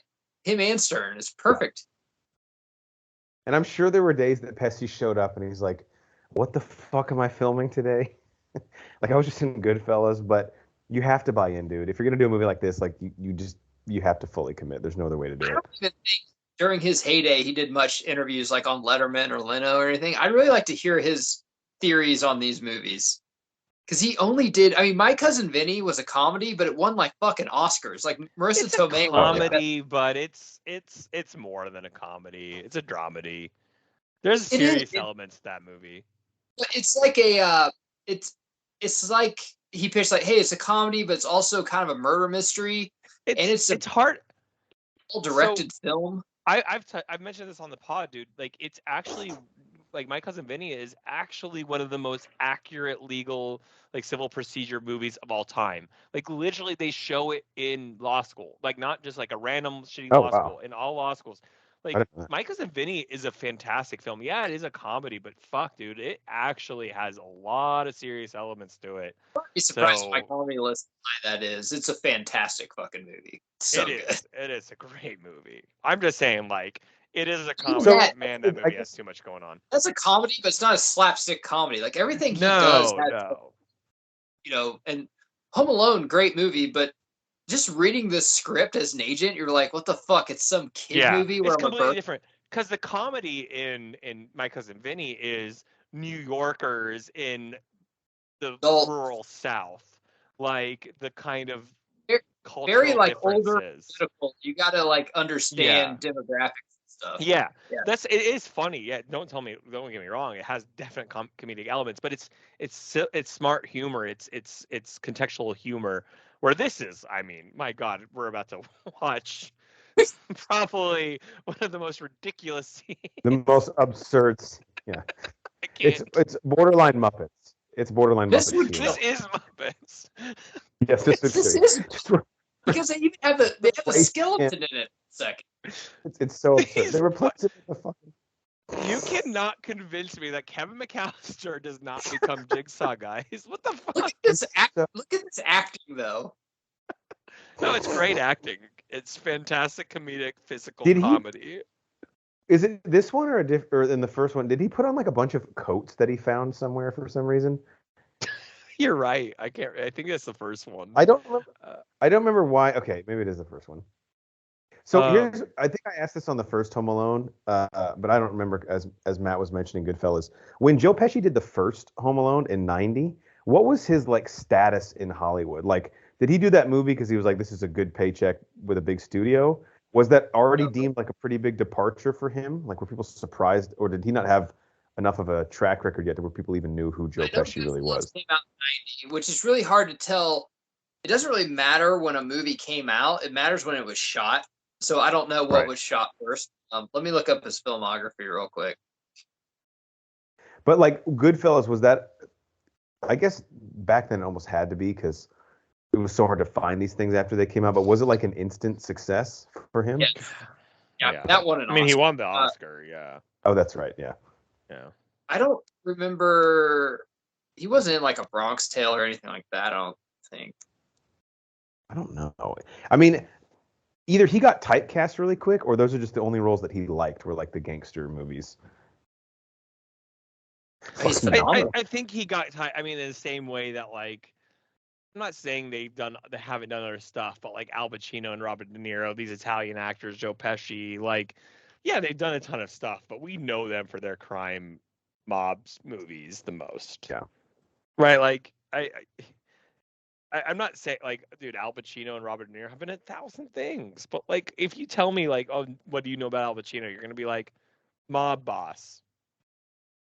That's what you're gonna say. Okay, like 1990, right. He was in Home Alone, Goodfellas, Betsy's Wedding, Backtrack. Never heard of that. Jesus, he was in 4 movies in a year. Oh, that's right. He was Lethal Weapon 2. He was in Lethal Weapon 2 and Dude, Marv has had multiple concussions. Only the Bengals. None of these movies are good. I take back some of the stuff I said. He was in The Super, where it looks like, I don't know, the black guy's holding him up like he's a short guy. He was in Gone Fishing with Danny Glover. Gone Fishing. Jeff, was there any more about the medical, like you talked about how many bricks, like, okay, brain damage or death? I'm sure we could find some more online. Yeah. All I know is only the Miami Dolphins trainer would clear Marv to keep going on with this. Yeah, you're fine. Get out there. To answer your question, 1990 was the year of Pesci. That was the year that they were like, okay, this guy could. Eli came out. Yeah. Franchise. Let's give him a movie. Yeah, because like you said, it really only matters when stuff is shot. So for 5 things to come out in the same year, he's got to be licking his chops. Like, I mean, that's building insane. Up. Like when we think of like DiCaprio or a couple others who have like 2 to 3 movies that come out within a year, you're like, oh, whoa, like he did all that. Man, good for Pesci. Honestly, you could connect these movies now to Ocean's 11. You could bring fucking Kevin McCallister into like Ocean's 14 if you wanted to. Oh, that'd be sick. Oh, so you're okay with that, but not him becoming Jigsaw. Interesting. It is interesting. Marv actually showing some decent upper body strength there. Oh, yeah. Dude, considering the trauma his body's been through, yes. I love when he puts that on there. It's like solid as a rock. Yeah, whatever. This part coming up is hilarious, how they like think they've dodged the paint cans. Yeah. And this is another homage to the first one where they're learning from their mistakes. So yeah. The movie, how it paces here, a lot of the stuff, like, okay, it makes sense. They're not just like when he thought he saw him and we're like, dude, that could be any kid, but his backpack said Kevin McCallister. I'm like, okay. Right. Well, Matt, to that point, I think you might have been getting a beer when this happened, but Cycling and I said the issue isn't that the movie's 2 hours, because the last 30 minutes are them in the house, and to me, I don't feel the runtime at all. It's when we're sitting in a fucking loft talking to Pigeon Lady for 10 minutes that it's like, all right, this is not what this movie needs.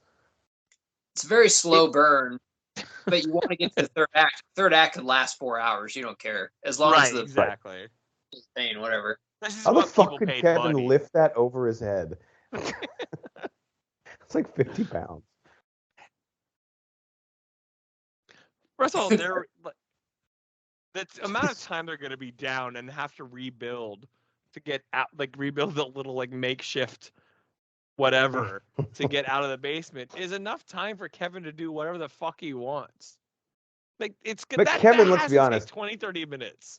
Like, not only is Kevin enjoying this, but the kerosene rope is like his coup de grace. Dude, he's like, I mean, I have to. You. Again, this is why he's fucking Jigsaw. He enjoys this. He gets off on it. You can't tell me that at 9 and 10 years old, he doesn't discover something within himself that like gets off on this shit. Come on. He's like, why do I have a boner this entire time? This whole time. I do, but wasn't Jigsaw almost like a, I don't know, Darth Vader, Heath Ledger-esque, like, he actually makes good points why he's torturing these people because they're bad people. Is that right? Yes, absolutely, yes. Yeah. You don't think Kevin feels like he's making a good point torturing these guys? So when he grows up, he's like, you know what? I'm really good at this. I should torture people that are cheating on their wives. I can't remember the first Saw, but what the one cheating on his wife. One guy smokes cigarettes. He deserves to be killed. Yeah, no, Matt. That's it. Yeah, sometimes he puts people in a trap, and you're like, wait, what? Why don't you take off your fucking white wig? No, the first couple are like, yeah, they're shitty people, but like it gets. No, one guy. Remember, one guy like cut himself once. He like self-harmed himself, and he's like, "Oh, are you like cutting yourself? How about this?" Like, I don't know. I tried. Wait, what? You cut yourself shaving once? Their noses are so ridiculous. This guy's gay. What? Why is that a crime? Obviously it was John Leguizamo, and I can't remember the name of the other guy, but there's an alternate reality out there where Joe Pesci and Daniel Stern played Mario and Luigi. I feel like in a live-action movie. Physically, at least, I get those vibes. We should do a commentary on Mario movie. Do you think we could make it through it? The animated one or the live action one? The live action from like 1994. If we can find it, other than on YouTube. One of the worst movies ever. Is that not streaming? No, they tried to hide that movie. They literally tried to make it impossible to find. Why? By the way, Dennis isn't Hopper that bad. Plays Koopa. Yeah, I remember. Really? Yeah, Dennis Hopper. Yeah. I'll defend the movie. I'll be the guy on the pod that says it's not awful. I remember renting it from This is Kevin McCallister. Like I can't watch and being so disappointed that it wasn't ever like the Koopas are like 6'10". Yeah, Marv was like, oh, how the fuck does he dodge it? Wait, you don't have to accept the hit. You can move when someone throws a brick at you? No one told me. Also, Banner mentioned this on the last pod, I think. How are I guess it's very New York. Like, none of the neighbors are hearing anything going on, being like, we should call the cops. But that is pretty much New York. This is the fourth craziest thing happening on this block right now. Yeah. It's like, shut the fuck up. If they hear the house, though, they probably just think they're doing construction until they see people actually climbing down the road. On New Year's Eve at 1 a.m. They're probably like, finally, they're fucking fixing Christmas that Eve. eyesore over there. Sorry, it's Christmas Eve. It's 1 a.m. because he threw the stone through the toy store at midnight. So this is 2 a.m. Laugh every time. It's like, well, why would anyone dip a rope in kerosene? Yeah, why? It sounds so silly. I would love to hear like the pitch meeting and like the traps that didn't make the movie. God, that would be fun. You could Same writers as Saw. With that other kid. Do you think there were ever ideas, and again, maybe when we were talking about the potential of a third one, because like you got to keep mixing it up. Do you think there were ever any ideas like maybe Kevin gets lost with like his cousin in the next one, and they both are like together but alone, like him and another kid meeting up? Yeah, I just don't know if that would work. Like it's I really don't know. I mean, maybe this just shows my imagination. I don't know what they would have done with a third one to be decently successful. They would have to introduce another new element. I think they probably pitched it to him, and his dad's just like, it's over. He's older. We've already basically did the same movie again, and we got away with it. If we did it again, people would be like, dude, this is the same fucking thing. Like, you can't do it. I think age-wise, they probably could have done one more. Did it? But yeah. They definitely could have. I'm not saying they couldn't. I'm just like, what I respect about this one is like, again, they paid homage to the first one, but they differentiated enough to make it extra special in a lot of ways. I don't know what they could do for a third one. We'll say that. Yeah. You had to, though, right? Like, honestly, you could have used new villains. And you think so? Yeah, with the plot they have, and if you just did a little more character development at the toy store with that owner, and him actually trying to give, and maybe have Kevin actually have a scene with a sick kid, then he would have implications to beat those robbers, because like, man, this is not right. You're taking money away from kids that really need it.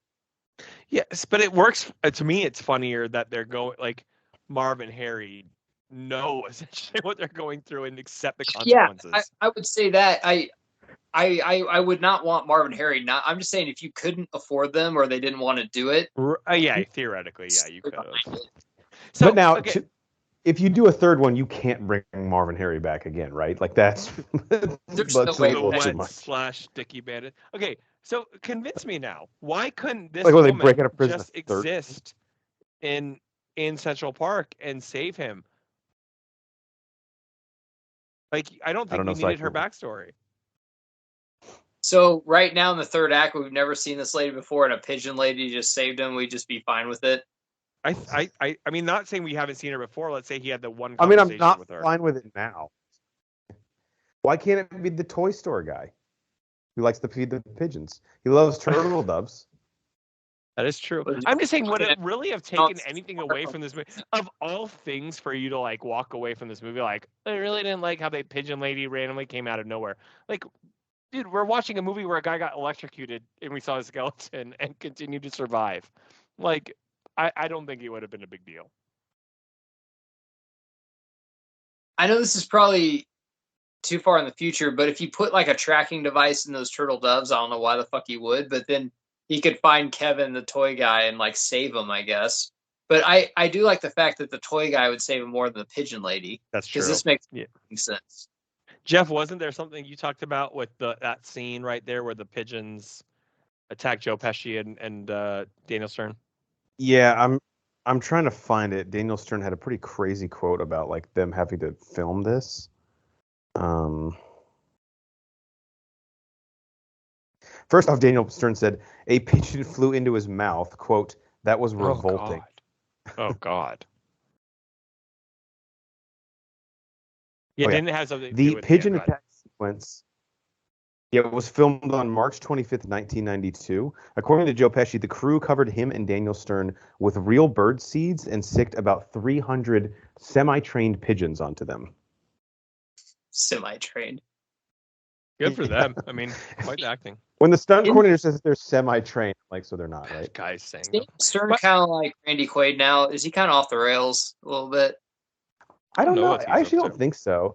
He's written some stuff. He had a sitcom for a while. Do you remember that, Matt? It was called Stern, I think.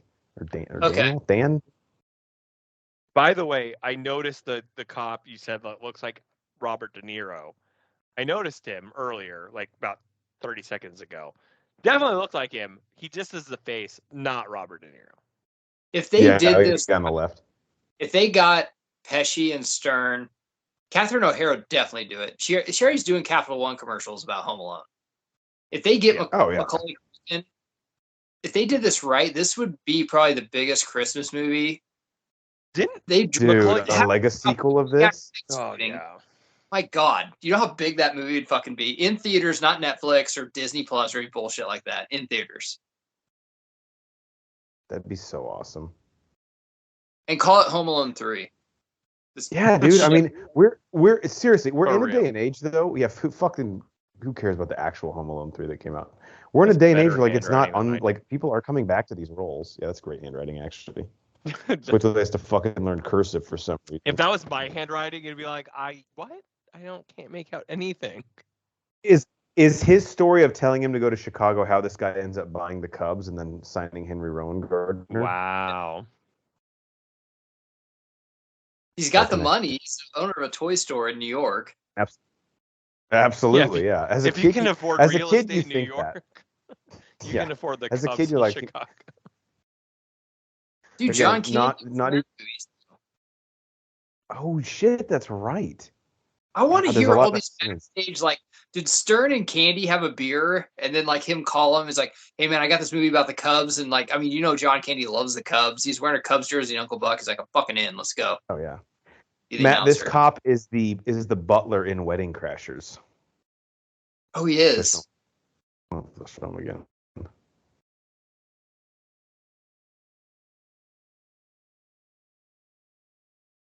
I will say, since these are the added scenes, Jeff, you talked about, it makes her character development way better. She's running around the city, obviously kind of a fool's errand, trying to find a needle in the haystack.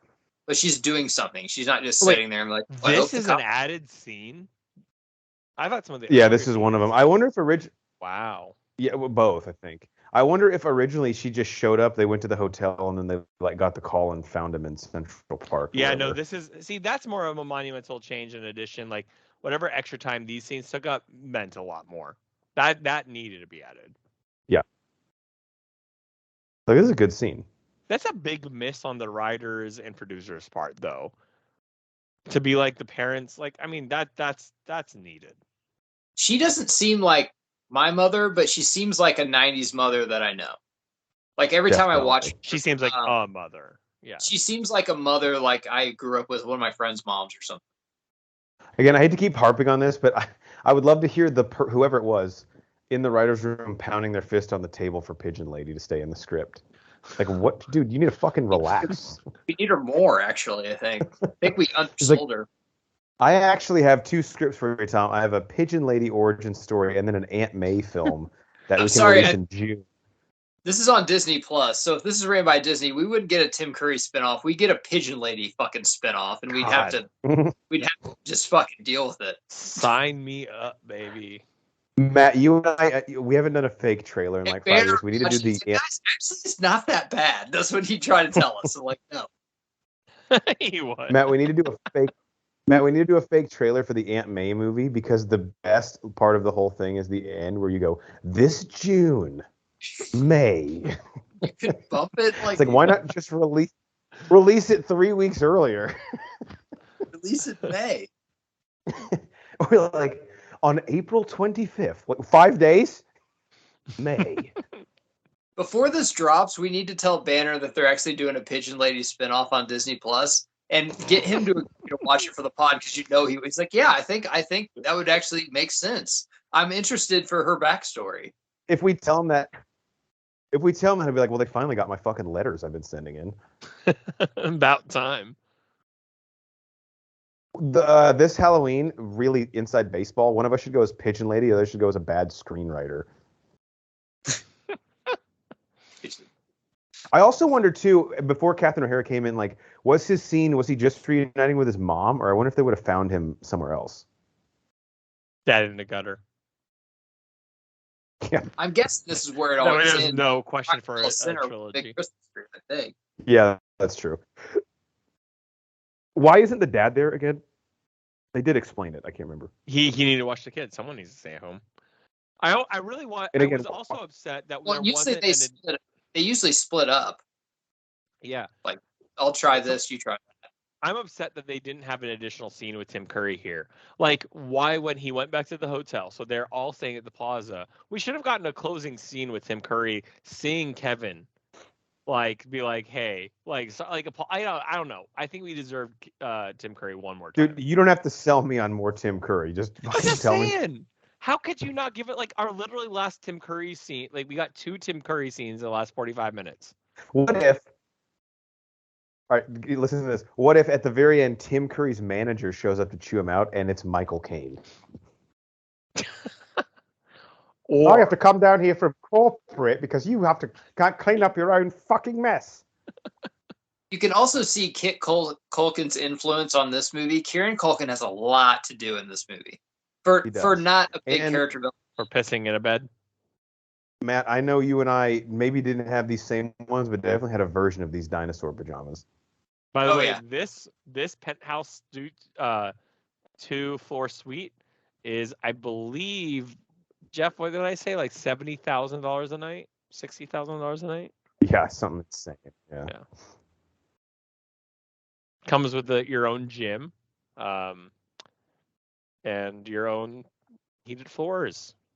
Yeah, you know the hotel fucked up when they're comping this for you. You have your own hotel elevator. We talked about this last time too. Great that you got all these gifts. How the fuck do we get these back home? Yeah. Well, Polka guy is going to drive them from New York back to Chicago. Polka. You don't know Polka? We're big in Sheboygan. We're big in Sheboygan, yeah. I wonder what his cameo would have been, because he would have had to probably be in New York, right? There's really nowhere else they could, unless they saw him like at the airport. I would feel like, honestly, to make it work, he only meets Kevin this time, since he met the mom the first time. Like, cool. it would have been kind of full circle, right? Like, I don't know what it They wouldn't make say, sense for him to meet "Hey, the your mom mom again. might find you," but you got to kind of think, where would she? Almost saying what the cop did to her. Maybe. Right. I don't know. Do we think? I just thought of this. Do we think Buzz is still with his ugly girlfriend from the first one? Nah, he's moved past. He's had a glow up. I appreciate Chris Columbus was like, I don't want to make anyone feel bad about themselves, so he just had a guy put a wig on. And if this like, we could have just left it alone. This is a way to end it, but no, it's like, let's get Pigeon Lady in one more fucking time. Yeah, really, you're right. There is a conspiracy the obsession involved. with her. It's getting weird. Yeah, it's like we have to go back to her. She has to be the crescendo here at the end. And why is the family letting him go out on his own again? Yeah, the fact that we just had to come down. Isn't there like some disorder where like you like always run away from things? I feel like that's a phobia that I've heard of. Kevin has that. My parents wouldn't even let me ride the bike around the block. Like, what is this kid just getting to freely go anywhere he wants at any time? Hey, I know we've lost you multiple times, and we just found you in New York about 3 hours ago. Yeah, go ahead and go out to New York again. And for him, this is just kind of, he's really just ignoring his parents' feelings running out of the hotel. I have a feeling if they do reboot this movie and have him older, they're going to have to show a turtle dove or something. Maybe not show Pigeon Lady, but just kind of give a certain nudge. Like, we realize she exists, but maybe kind of like Michael Jackson. Like, we realize his music exists and it's good. Maybe we shouldn't talk about it any further. I'm just Am I making this up? Didn't this actress die recently? I hope not. I feel like one of us texted in the group me like, "Rest in peace, Pigeon Lady" or something. We don't want her to die. We just don't want her to be in this film. I'm like, how did we get no Tim Curry at the end, but we got Pigeon Lady again? I wish you would have given the turtle dove to Tim Curry. It's like, what is this, a pigeon? That would have been actually really good. If you do reboot it, maybe like, if they come back to New York, maybe Rob Schneider is like in charge of the hotel now. All right, Brenda Fricker, she's still alive. Thank God. Hey, her and Tim Curry. I'm rooting for Tim Curry in this one. I love this part. It's like Merry Christmas indeed, because Kevin's going to get in trouble. 967.43. And where's he running to? Is he running? Was that just for ice cream? Was that all that? No, he did a lot of things. Dry cleaning. He did that. Okay. He had a lot of cookies, dude. There you go. That was Yeah. So Home Alone 1 is 16 minutes shorter. That's what they should have done. I don't know why they made it. Look, that's the only thing that holds this out, because this movie actually holds up to me, except for the Pigeon Lady's part. Like, again, not her necessarily, but just the 15 minutes of it. If the first one came out in 1990 and the next one came out in 1992, and sequels weren't a thing, like you didn't sign on for multi-picture deals back then, they must have shot that movie in like fucking 8 months or something. Yeah, like immediately. Yeah, because we also know that like production schedules were way longer back then. Because movies like this, like think about all the like fucking, this is boring as shit, but like permits and stuff you have to get to film in New York. My God. They could have gotten another one out by 95 though. Yeah, they could have.